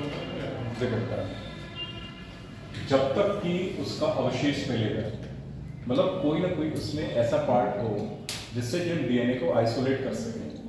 बस जैसे अभी जब तक कि कोई उसमें ऐसा पार्ट होगा, प्रेजेंट होगा, जिससे कि हम डीएनए को आइसोलेट कर पाएंगे, तो वहां से हम उसका डीएनए आइडेंटिफाई कर लेंगे। तो फॉर एग्जांपल अगर हड्डी है, ठीक है, तो हड्डी से हम उसका डीएनए आइसोलेट कर सकते हैं, बशर्ते कि उसमें बोन मैरो बचती है। तो डीएनए अगर बाल है, उसका कोई बाल बच जाता है, तो वहां से डीएनए आइडेंटिफाई कर जाता है। नाखून है, नाखून से डीएनए आइडेंटिफाई हो जाएगा। ठीक है, त्वचा तो रह नहीं जाती, त्वचा तो सबसे पहले डैमेज हो जाती है। बैक्टीरियल एक्टिविटी होती है ना, बैक्टीरियल एक्टिविटी होने से स्किन सबसे पहले डिस्ट्रॉय होती है। स्किन डिस्ट्रॉय होगी, फिर धीरे धीरे अंदर का जो भी मांसपेशियां बसती हैं वो डिस्ट्रॉय होती है, हड्डी सबसे लास्ट में जाती है। हड्डी, बाल और नाखून ये लास्ट में जाते हैं। तो ये अगर बचते हैं, इंटैक्ट रहते हैं थोड़े टाइम तक, तो इनसे तो आइसोलेट हो जाता है। काफ़ी लंबे समय तक अगर बचे रहते हैं तो काफ़ी लंबे समय तक भी हम डीएनए वहाँ से आइसोलेट कर सकते हैं। ठीक है, लेकिन मिलने चाहिए हमें। जैसे अभी वो हुआ था बॉल, अभी बॉल का जो वीडियो बॉल, अच्छा हो जाता है। हाँ, अगर वहाँ पे कोई ऐसी चीज़ बन रही है, वहाँ पे इंटैक्ट मिल रही है हमें, अगर उसका कोई भी जीवाश्म में कोई ऐसी चीज़ मिल जाए उसका कि वहाँ से हम डीएनए आइसोलेट कर पाए, ठीक है, तो हम उसको एक बना सकते हैं, उसका डीएनए आइसोलेट कर सकते हैं। अदरवाइज अगर जैसे हम मानव अवशेष को क्या करते हैं, जलाते हैं, मानव अवशेष को क्या करते हैं, जलाते हैं। ठीक है, अगर हम उसको जला दें विद इन 24 आवर्स, उसके बाद डीएनए आइसोलेट कर ही नहीं पाएंगे, नहीं कर पाएंगे। जलाने के बाद डीएनए आइसोलेट कैसे होता है, क्योंकि सब तो डैमेज हो गया, सब तो डैमेज हो गया। जो भी हमारा जो फ्लूइड है, बॉडी फ्लूइड है, वो भी डैमेज हो गया। बोन मैरो है, वो भी डैमेज हो गई। नेल्स, वो भी डैमेज हो गया। टीथ है, टीथ वो भी डैमेज हो जाता है। हालांकि टीथ बच जाते हैं, क्योंकि जब देखा होगा कुछ फूल भी जैसे राख वगैरह भी नहीं, उसको फूल भी ना कहते, तो वहाँ पे टीथ वगैरह कुछ बच जाते हैं, लेकिन वो मुश्किल होता है, वहाँ से फिर डीएनए आइडेंटिफाई नहीं होता। ठीक, तो ये चीज़ है। मतलब जलाने से पहले ही मिल सकता है। जलाने से पहले जला दिया तो डीएनए। एक मूवी आई थी दृश्यम, देखा होगा, दृश्यम का पार्ट 1 एंड पार्ट 2। पार्ट 1 में क्या करता है वो, उसकी बॉडी को, जिसको वो मारता है, उसको पुलिस थाने में जाके उसको दफन कर देता है। ठीक है, नेक्स्ट पार्ट आता है तो उसमें क्या करता है, दफन करने के बाद उसको पता है कि वो सिक्योर रहेगा, लेकिन फिर भी क्या करता है, उसको जलाता जाके, दोबारा याद होगा वो, उसको जब उसकी डेड बॉडी होती है ना, जितना भी अवशेष मिलता है उसको दोबारा जलाता है। देखा है किसी ने वो भी, तो उसको याद होगा कि दोबारा जो उसके अवशेष मिलते हैं दोबारा जलाता है। क्यों जलाता है, ताकि वहाँ से डीएनए आइसोलेट ना हो। ठीक है ना, क्यों जलाता है, वहाँ से डीएनए आइसोलेट ना हो, उसको जला देता है। जलाने का मतलब ये कि हम उसको पूरी तरीके से डिस्ट्रॉय कर दे रहे हैं, तो वहाँ से डीएनए आइसोलेट होना ही नहीं है। और किसी का डीएनए मिल गया तो उसमें जीन भी मिलेगा, उससे हाँ, ऑफ कोर्स डीएनए मिला तो डीएनए मिलने का मतलब है कि जीन मिल रहा है। पता कर सकते हो कैसी प्रजाति थी। हाँ, पता आइडेंटिफाई हो जाएगा। ठीक है, जो हमारा टॉपिक रहेगा अगला बायोटेक का, बायोटेक डीएनए पे तो बेस्ड है। ह्यूमन जीनोम प्रोजेक्ट क्या है, डीएनए पे तो बेस्ड है। फिंगरप्रिंटिंग क्या है, डीएनए पे तो बेस्ड है। सारा कुछ डीएनए पे ही है, इसीलिए पहले इतने डिटेल इसलिए पढ़ रहे हैं ताकि एटलीस्ट एक बेसिक आइडिया तो रहे। इसीलिए पढ़ने का मतलब हमारा ये सब डिटेलिंग में मतलब यही था कि हम जब बायोटेक पढ़ेंगे तो बायोटेक में बेसिक चीज़ें पता होनी चाहिए। डीएनए फिंगरप्रिंटिंग क्लास में पढ़ेंगे, ह्यूमन जीनोम प्रोजेक्ट बायोटेक के बाद पढ़ेंगे। यानी कि ह्यूमन जीनोम प्रोजेक्ट और डीएनए फिंगरप्रिंटिंग हम ये दोनों टॉपिक आपस में साथ में पढ़ेंगे और दोनों को कोरिलेट करते पढ़ेंगे, ठीक है। क्योंकि इनमें डीएनए के बारे में तो है सारा नाम ही जुड़ा DNA fingerprinting, human genome project, मतलब हैप्लॉइड सेल से जितना भी डीएनए मिलेगा वो सारा का सारा क्या कहलाता है, जीनोम कहलाता है। हैप्लॉइड सेल से जितना भी डीएनए मिलेगा या जितना भी जीन मिलेगा वो सारा का सारा क्या है, वो जीनोम कहलाता है। तो जीनोम क्या है, हैप्लॉइड सेल से जितना भी डीएनए मिल रहा है वो जीनोम है, ठीक है। तो ह्यूमन जीनोम प्रोजेक्ट क्या हो गया, डीएनए की सीक्वेंसिंग करना। ह्यूमन जीनोम प्रोजेक्ट क्या है, पूरे एंटायर डीएनए को सीक्वेंस करना ह्यूमन जीनोम प्रोजेक्ट कहलाता है। डीएनए फिंगरप्रिंटिंग क्या है, टू इंडिविजुअल्स के बीच में डीएनए सीक्वेंस को कंपेयर करना क्या कहलाता है, डीएनए फिंगरप्रिंटिंग कहलाता है। बात समझ आ रही है ना। डीएनए फिंगरप्रिंटिंग क्या है, जैसे फिंगरप्रिंट है हमारे हाथों के, हमारे हाथ के फिंगरप्रिंट पूरे विश्व में यूनिक है, किसी दूसरे पर्सन से नहीं मिलेंगे। ऐसे ही क्या है, डीएनए फिंगरप्रिंटिंग है। फिंगरप्रिंटिंग का मतलब वहां पे डीएनए फिंगरप्रिंटिंग का मतलब क्या है कि 99% डीएनए जो है हमारा आपसे समान होगा, आपसे समान होगा, आपसे समान होगा। बचा हुआ 0.1% डीएनए ये टोटली डिफरेंट होता है और यही कारण होता है कि हम एक दूसरे से अलग होते हैं। केवल 0.1% डीएनए अलग होता है और यही वजह होती है कि हम एक पर्सन से दूसरे पर्सन से अलग होते हैं और इसी की हम सीक्वेंसिंग करते हैं। इसी की हम सीक्वेंसिंग करते हैं, मतलब जो डीएनए सीक्वेंस है उसी के अनुसार हम देखते हैं कि हम जो है दूसरे व्यक्ति से क्यों डिफरेंट है। तो ये डीएनए फिंगरप्रिंटिंग में आता है। तो पूरा का पूरा एक प्रोसेस है, उसमें सैटेलाइट डीएनए है, वीएनटीआर वगैरह है, वो पूरी प्रोसेस एक अलग है, उसको हम लोग लास्ट में फिलहाल। हाँ किसी भी बॉडी को जैसे एक साल पहले मतलब दफना दिया और जलाया नहीं, फिर अगर उसमें बाद में हाँ बिल्कुल मिल जाएगा अगर वो बचता है, अगर वहाँ पे कीड़े मकोड़े ना खाने, उसको पूरी तरीके से वो बॉडी ही ना मिले। सवाल तो ये भी है ना, अगर मान लो एक साल एक लंबा समय होता है, 365 दिन, डेथ एंड डिके होने के लिए क्या होता है, बैक्टीरियल एक्टिविटी होती है वहाँ पे, बैक्टीरिया होते हैं ना, फंजाई वगैरह होते हैं, तो ये सब मिल के क्या करते हैं, बॉडी को डिस्ट्रॉय करते हैं, ठीक है। इनको बोलते हैं मृतोपजीवी या मृतपोषी, ठीक है, सेप्रोफाइट्स कहलाते हैं। सेप्रोफाइट्स मींस जो डेड ऑर्गेनिज्म पे सर्वाइव करते हैं, सड़ी गली चीजों पे सर्वाइव करते हैं, वो क्या कहलाते हैं, सेप्रोफाइट्स कहलाते हैं। तो ये जो है सारे के सारे क्या है, सेप्रोफाइट्स हैं। बैक्टीरिया है, फंजाई है, ईस्ट है, एक्टिनोमाइसीड्स हैं, तो ये सारे के सारे क्या हैं, जो डेड बॉडी उसके तो सर्वाइव करता है। जब ये उसको रखेंगे इस लायक तभी तो बचेगा, रखेंगे नहीं उस लायक तो कहाँ से मिलेगा। सवाल तो ये है ना। चलो, तो जीन क्या है, gene is a segment of DNA. तो एक डीएनए बनाया और उस पे हमने कई सारे जीन दिखा दिए, तो फटाफट कितना बन गया। चलो, जीन समझ में आया क्या होता है? तो जीन क्या होता है, सेगमेंट ऑफ डीएनए, मतलब डीएनए का टुकड़ा है। अब बात करते हैं जीन एक्सप्रेशन की, जरा एक मिनट इसको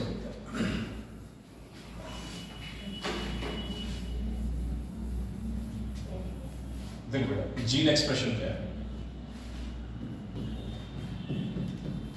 डीएनए से क्या बना, आरएनए, आरएनए से क्या बना, प्रोटीन, और डीएनए ही क्या है हमारा, जीन। बात समझ आई? डीएनए लिखोगे, जीन लिखोगे एक ही बात, क्योंकि जीन है क्या, सेगमेंट ही तो है डीएनए, तो हमने उसको जीन लिख दिया। जीन एक्सप्रेशन, तो ये पूरी प्रोसेस क्या कहलाएगी, डीएनए से प्रोटीन बनना, जीन एक्सप्रेशन है।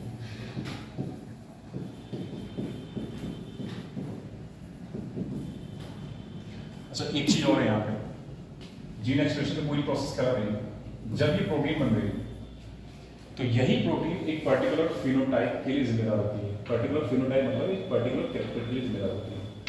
ट्रेट मतलब कैरेक्टर। तो ये प्रोटीन बनेगी तो ये किसके लिए जिम्मेदार होगी, ट्रेट यानी लक्षण के लिए, और इसको ऑब्लिक करके लिखो, यह फिनोटाइप इसके लिए जिम्मेदार होगी। तो यही पूरा का पूरा प्रोसेस क्या कराएगा, जीन एक्सप्रेशन कराएगा। ये पूरा प्रोसेस कराता है जीन एक्सप्रेशन। दो शब्द निकल गया है, ट्रेट और फिनोटाइप। अभी देखते क्या होता है, ठीक है।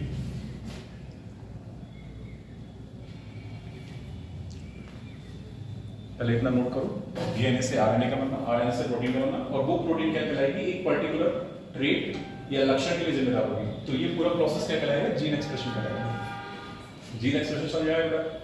अब ट्रेट या फिनोटाइप या लक्षण होता क्या, बात समझ आ रही। दो शब्द होते हैं, जीनोटाइप और फिनोटाइप।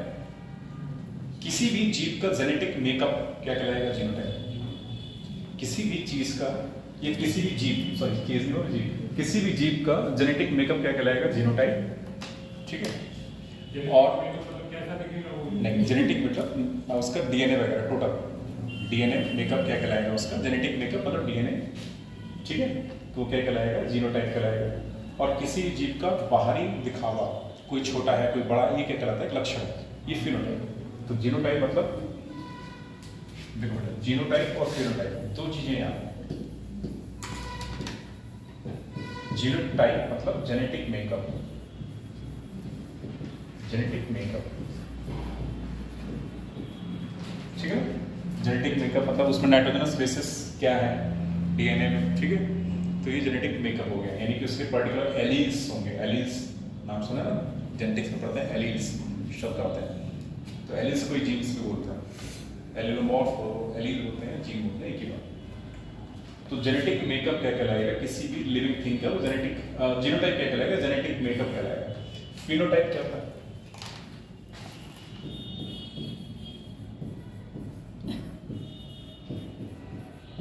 फिजिकल अपीयरेंस क्या बोलेंगे? फिनोटाइप बोलेंगे फिजिकल अपीयरेंस ऑफ लिविंग। कोई चीज दिखने में कैसा है वो फिनोटाइप है। कोई चीज दिखने में कैसी है या कोई जीव दिखने में कैसा है, ये क्या है? फिनोटाइप। फिनोटाइप मींस किसी भी जीव का फिजिकल एक्सपीरियंस।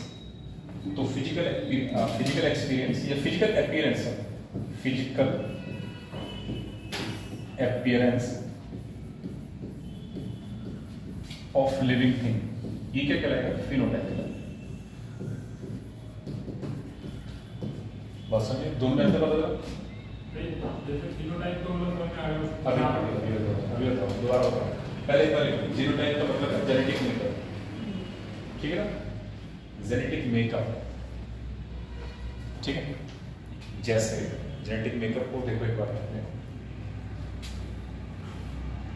अगर एलिस पड़ा है ना, मटर का पौधा लंबा है छोटा है, ठीक है, तो वहां पे कैपिटल टी स्मॉल टी और स्मॉल टी यहाँ पे इस तरीके से लिखा है। ठीक है, ये जीनोटाइप ये क्या मतलब एक तरीके से जीन है। जीन का मतलब जीनोटाइप। ठीक है, ये क्या है? एलील, और एलील को क्या बोलते हैं हमने? जीनोटाइप बोलते हैं। ठीक है, टी कैपिटल टी किसको रिप्रेजेंट कर रहा है?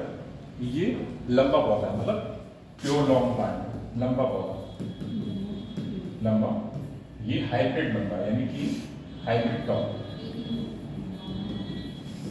टॉप। और ये क्या है? बौना है, बौना पौधा। ठीक है ना? देखो बेटा, जरा यहां ध्यान देना, ये भी लंबा है, ये भी लंबा है, दिखने में दोनों समान है। बाहर से अगर देखोगे, बाहर से मतलब फिजिकल अपीयरेंस ऑफ लिविंग, बाहर से देखोगे तो क्या है? दोनों पौधे लंबे हैं। बाहर से देखोगे तो क्या है? दोनों पौधे लंबे हैं। लेकिन जेनेटिक मेकअप क्या है?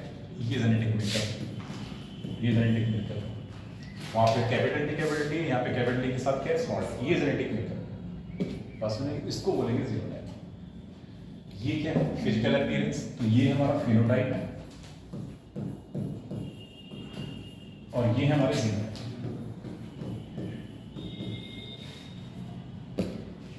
क्लियर? अब समझ गया जीनोटाइप और फिनोटाइप क्या होता है? जीनोटाइप मतलब genetic makeup of living thing, phenotype मतलब physical appearance of living thing. दोनों को लिखो जरा फटाफट। Genetic makeup of living thing, पूरा सेंटेंस लिखो। Genetic makeup of living thing, phenotype का मतलब physical appearance of living thing. ठीक है ना? फिजिकल अपीयरेंस मतलब कोई व्यक्ति बाहर से कैसा दिख रहा है। फिजिकल अपीयरेंस मतलब क्या होता है? नमस्ते। कोई व्यक्ति बाहर से कैसा दिख रहा है। ठीक है, मैं लंबा हूँ, मतलब एक एवरेज हाइट का लंबा नहीं, एक एवरेज हाइट का हूँ। ठीक है, आप छोटे हो, मीन्स ये है हमारा फिजिकल अपीयरेंस। मेरे बाल घुंघराले हैं, आपके बाल क्या है? स्ट्रेट है, फिजिकल अपीयरेंस है। मेरी त्वचा का रंग सांवला है, आपकी त्वचा का रंग गोरा है, क्या है? फिजिकल अपीयरेंस है। ठीक है ना? आँख का कलर ब्लैक है मेरी, आपकी आँख का कलर क्या है? ब्राउन है, फिजिकल अपीयरेंस, फिनोटाइप कहलाएगा। क्लियर? ये सारा का सारा क्या है? फिजिकल अपीयरेंस मतलब फिनोटाइप। पौधों की बात करें, ठीक, कोई पौधा लंबा है, फिजिकल अपीयरेंस।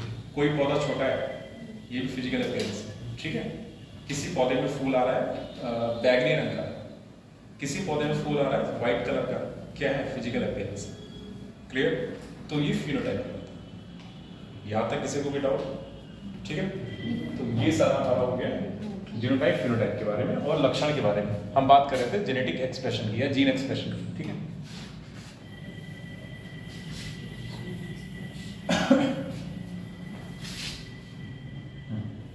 और इसको रिलीज करें।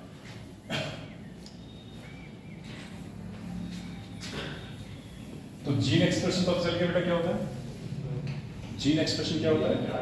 डीएनए से आरएनए बना, आरएनए से प्रोटीन बना, और वही प्रोटीन क्या होती है? एक पर्टिकुलर फिनोटाइप के लिए जिम्मेदार है। तो फिनोटाइप क्या है? एक लक्षण, वाह्य लक्षण। कोई जीव बाहर से कैसा दिखता है, ठीक है। तो ये या इसको डायरेक्ट इस तरीके से भी लिख सकते हो, जीन से क्या बनना है? जीन से क्या बनना है बेटा? प्रोटीन बनना है, डायरेक्ट लिख दिया। और यही प्रोटीन किसके लिए जिम्मेदार है? फिनोटाइप या कैरेक्टर के लिए। फिनोटाइप या ट्रेट या कैरेक्टर एक ही बात है, ठीक है। जीन से क्या बना? प्रोटीन, और वही प्रोटीन क्या ला रही है? व्यक्ति में बदलाव कि वो कैसा दिख रहा है। बात समझ आएगा? तो यही प्रोसेस क्या है? Gene expression. जीन एक्सप्रेशन समझ में आया? ये बनाओ जीन एक्सप्रेशन के तहत, ठीक है। अब बात करेंगे जीन रेगुलेशन की। नहीं, ये हो गया ना, पहले तो ये बना लो, शॉर्ट में इसको इतना लिख दो, फिर ये वाला जीन से डायरेक्ट प्रोटीन बन गया, और प्रोटीन क्या करती है? फिनोटाइपिक या ट्रेट को एक्सप्रेस करती है। तो यही प्रोसेस क्या कहलाता है? जीन एक्सप्रेशन, ठीक। तो जीन एक्सप्रेशन समझ में आया, जीनोटाइप फिनोटाइप समझ में आया, जीन समझ में आया। बात करते हैं जीन रेगुलेशन। इतना पहले लिख लो।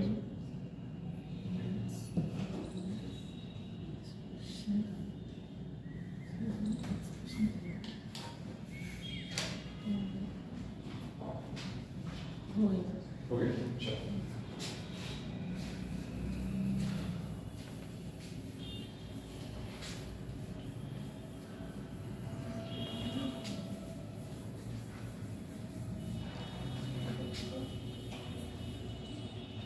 चलो। बेटा देखो, जीन एक्सप्रेशन जीन रेगुलेशन क्या होता है? जीन नियमन। देखो, जब हम छोटे होते हैं, ठीक है, जब हम छोटे होते हैं तो हमारे पास जरूरी नहीं कि जो एक चीज़ हमेशा याद रखो, कोई बच्चा है, ठीक है, तो बच्चे के पास वो सारी जीन्स नहीं होंगी जो एक प्रौढ़ के पास होंगी, ठीक है। तो यानी कि समय के साथ हमें कौन सी जीन को एक्सप्रेशन कराना है और कौन सी जीन का एक्सप्रेशन नहीं कराना है, ये कहलाता है जीन नियमन। समय के साथ कौन सी जीन का एक्सप्रेशन कराना है और कौन सी जीन का एक्सप्रेशन नहीं कराना है, क्या कहलाएगा? जीन नियमन कहलाएगा, ठीक है। For example puberty. प्यूबर्टी मतलब क्या है कि एक तरीके से हमारे जो सेकेंडरी सेक्सुअल कैरेक्टर्स हैं उनकी अभिव्यक्ति होना, तो उनकी अभिव्यक्ति एक पर्टिकुलर एज पे होती है। फॉर एग्जाम्पल 13 की एज मान लेते हैं, ठीक है, लड़कों में लगभग 14 साल, 14 से 15, और लड़के में लगभग 13 साल। तो प्यूबर्टी के लिए जो जिम्मेदार जीन है वो किस एज पे आएंगे, एक्सप्रेस होंगे? प्यूबर्टी के लिए जिम्मेदार जीन है वो किस एज पे आएंगे? 13 साल की उम्र पे आएंगे। यानी कि उनका एक्सप्रेशन कब होगा?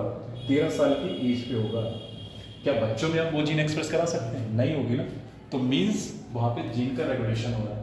हमें पर्टिकुलर जीन कब एक्सप्रेस करानी है, मीन्स वो क्या करा रहा है? जीन रेगुलेशन करा रहा है। बात समझ आई? ठीक है ना। लैक्टेशन, महिलाएं जब अपने बच्चे को मिल्क फीड कराती हैं, ठीक है, तो वो भी क्या है? जीन का रेगुलेशन। वो भी एक पर्टिकुलर टाइम पे होता है, टाइम से पहले हो जाए नहीं होना, तो वो चीज़ क्या है? वो जीन रेगुलेशन है। यानी कि हमें एक पर्टिकुलर जीन को कब एक्सप्रेस कराना है, ये जीन रेगुलेशन कराना है, ठीक है। ऐसे ही पौधों की बात करें, पौधों में कब पुष्पन यानी फ्लावरिंग होनी है, ये जीन डिसाइड करता है, ठीक है ना।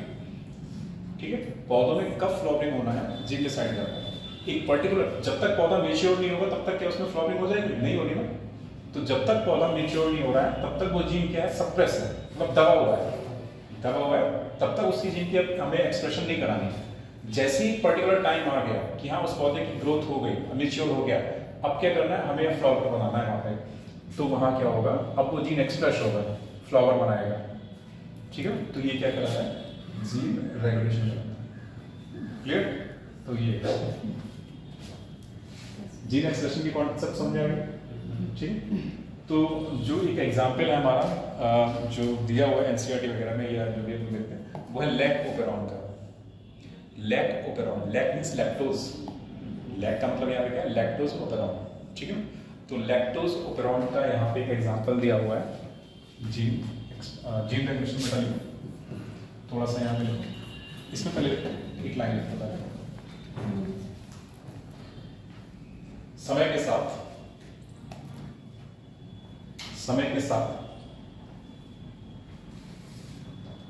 हमें किस जीन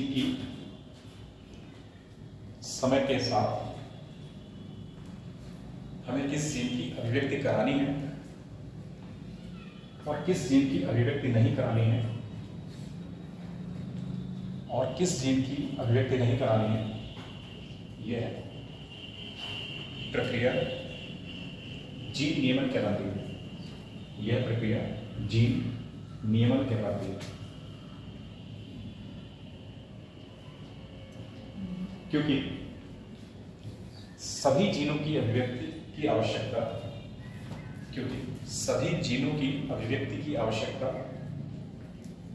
जीव में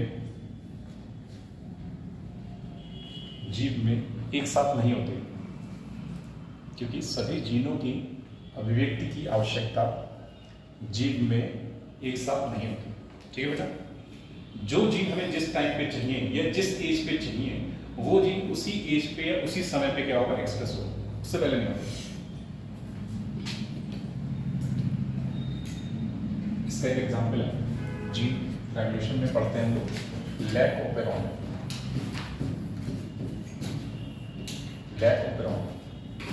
और यहाँ लैक का मतलब है लैक्टोज। लैक्टोज क्या है हमारा, डाइसैकेराइड है। इसमें 2 मोनोसैकेराइड यूनिट होती है डाइसैकेराइड में।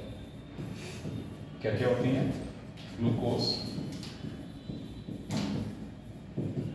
Plus galactose. इतनी बात लिखो पहले।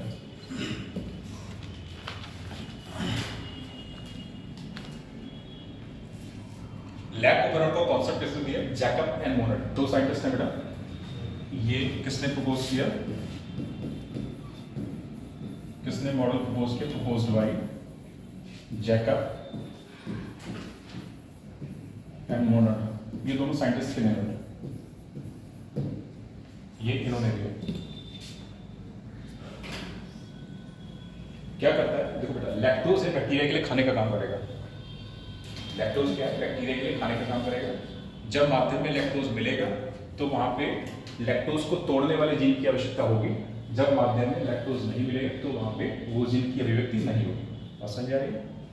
तो यहाँ पे जो जीन है, 3 स्ट्रक्चरल जीन है यहाँ पे, और एक क्या है यहाँ पे, इनहिबिटर जीन, ठीक है। इन शॉर्ट अगर हम बात करें तो लैक ओपेरॉन में क्या, कितना लिख लिया बेटा, कितना हो गया, हम इसको भी लिखते हैं।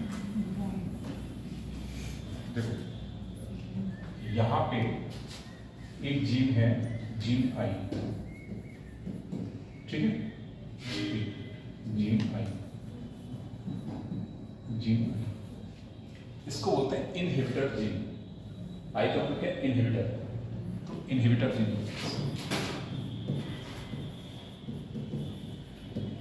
इनहिबिटर, ठीक है ना। और यहां पे स्ट्रक्चरल जीन होते हैं 3।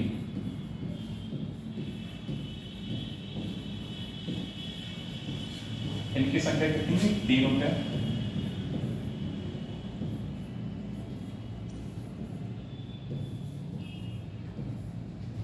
लेफ्ट जेड,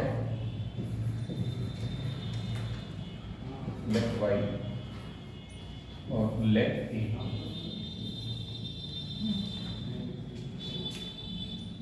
ठीक है,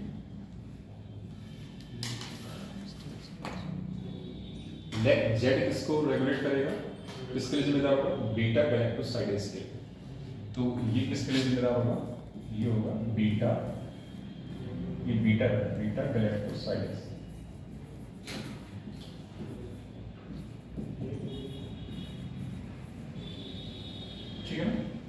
लैक वाई परमीज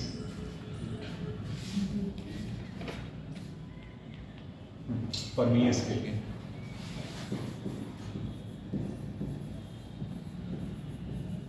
परमीज और लैक ए ट्रांस एसिटाइलेज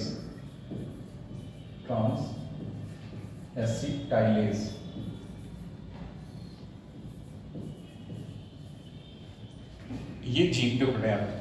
ये जीन है, लैक जेड क्या है, जीन है, लैक वाई क्या है, जीन है, लैक ए क्या है, जीन है।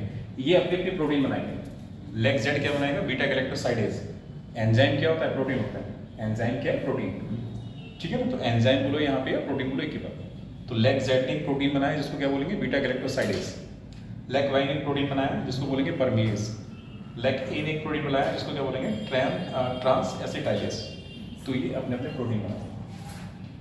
ये जो डीएनए में होते हैं कि कोई हाँ ये सारे, हाँ इसमें 3 स्ट्रक्चरल जीन बनाए। ठीक,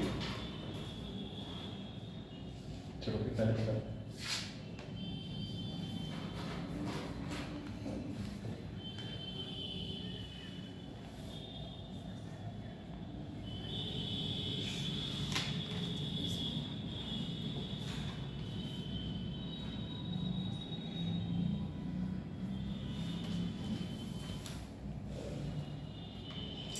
बेटा जो जीन आई है ना, इसको रेगुलेटर जीन भी बोलेंगे। यहाँ पे क्या बोलेंगे इसको, इसको बोलेंगे रेगुलेटर जीन।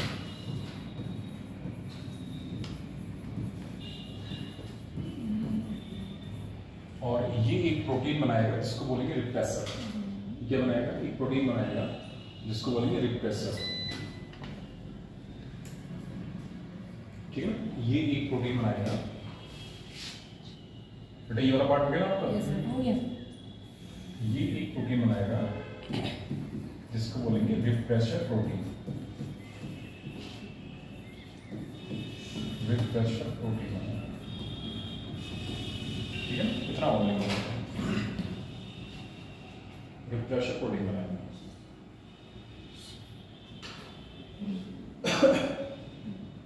ठीक है, अब इसकी थोड़ी सी मेथड पढ़ते हैं कि कैसे काम कर रहे हैं, मेथडोलॉजी कैसे।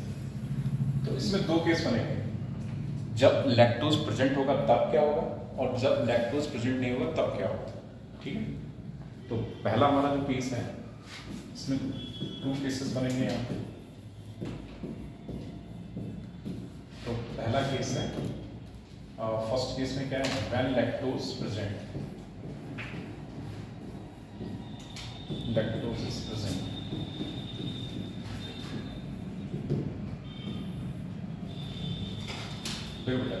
सीधी सी बात है, जब लैक्टोज प्रेजेंट होगी तो लैक्टोज को तोड़ने के लिए हमें जीन चाहिए, और तोड़ेंगे कौन से जीन, ये लैक जेड है, लैक वाई है और लैक ए। तो ये जो जीन है ना, स्ट्रक्चरल जीन हमने बनाए थे 3 है ना यहाँ पे, इसमें लैक जेड, लैक वाई और लैक ए, ये सारे के सारे इसको तोड़ेंगे। ठीक है, जब माध्यम में लैक्टोज प्रेजेंट होगी तो हमें आवश्यकता किसकी पड़ेगी, तीनों स्ट्रक्चरल जीन की पड़ेगी। तो हमें आवश्यकता किसकी पड़ेगी, तीनों स्ट्रक्चरल जीन की आवश्यकता पड़ेगी। जीन की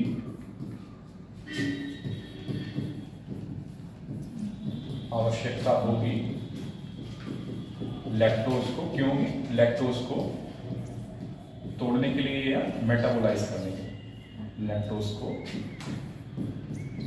मेटाबोलाइज करने के लिए। मेटाबोलाइज मतलब तोड़ना या उसका इस्तेमाल करना, तोड़ने के लिए। ठीक है, बात समझ आ गई।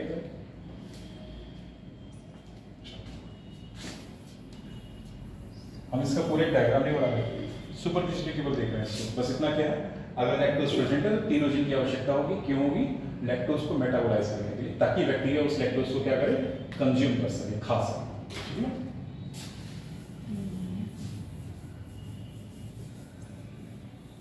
अगला केस क्या है हमारा,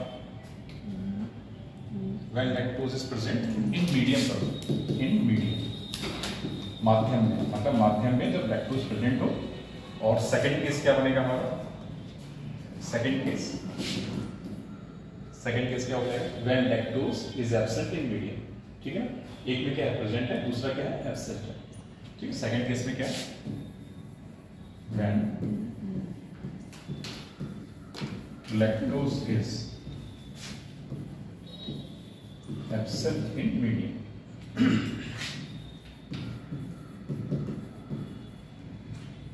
ठीक है बेटा,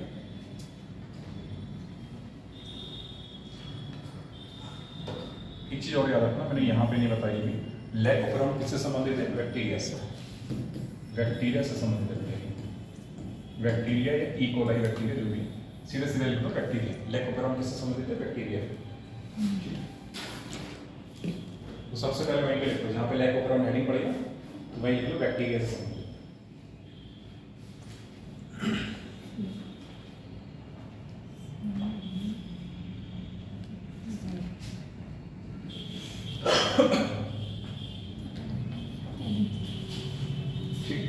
तो हमारा सेकंड केस क्या है? When lactose is absent in medium. जरा यहां ध्यान दो।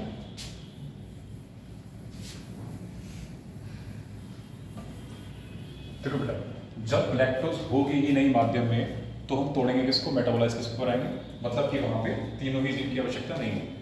सीधी सी बात है ना, वहां पे क्या होगा? तीनों जीन की आवश्यकता नहीं होगी। तो यहां पे लिखो, जब माध्यम में लैक्टोज उपस्थित नहीं होगी, जब माध्यम में लैक्टोज उपस्थित नहीं होगी तो हमें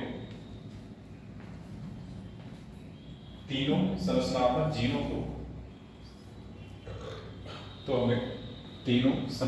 जीनों को एक्सप्रेस कराने की आवश्यकता भी नहीं होगी।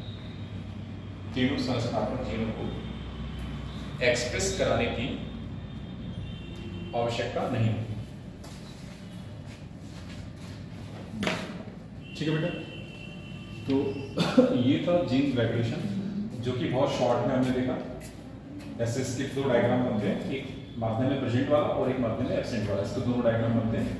फिर इसकी मेथड हो गया। कितना टाइम हो गया?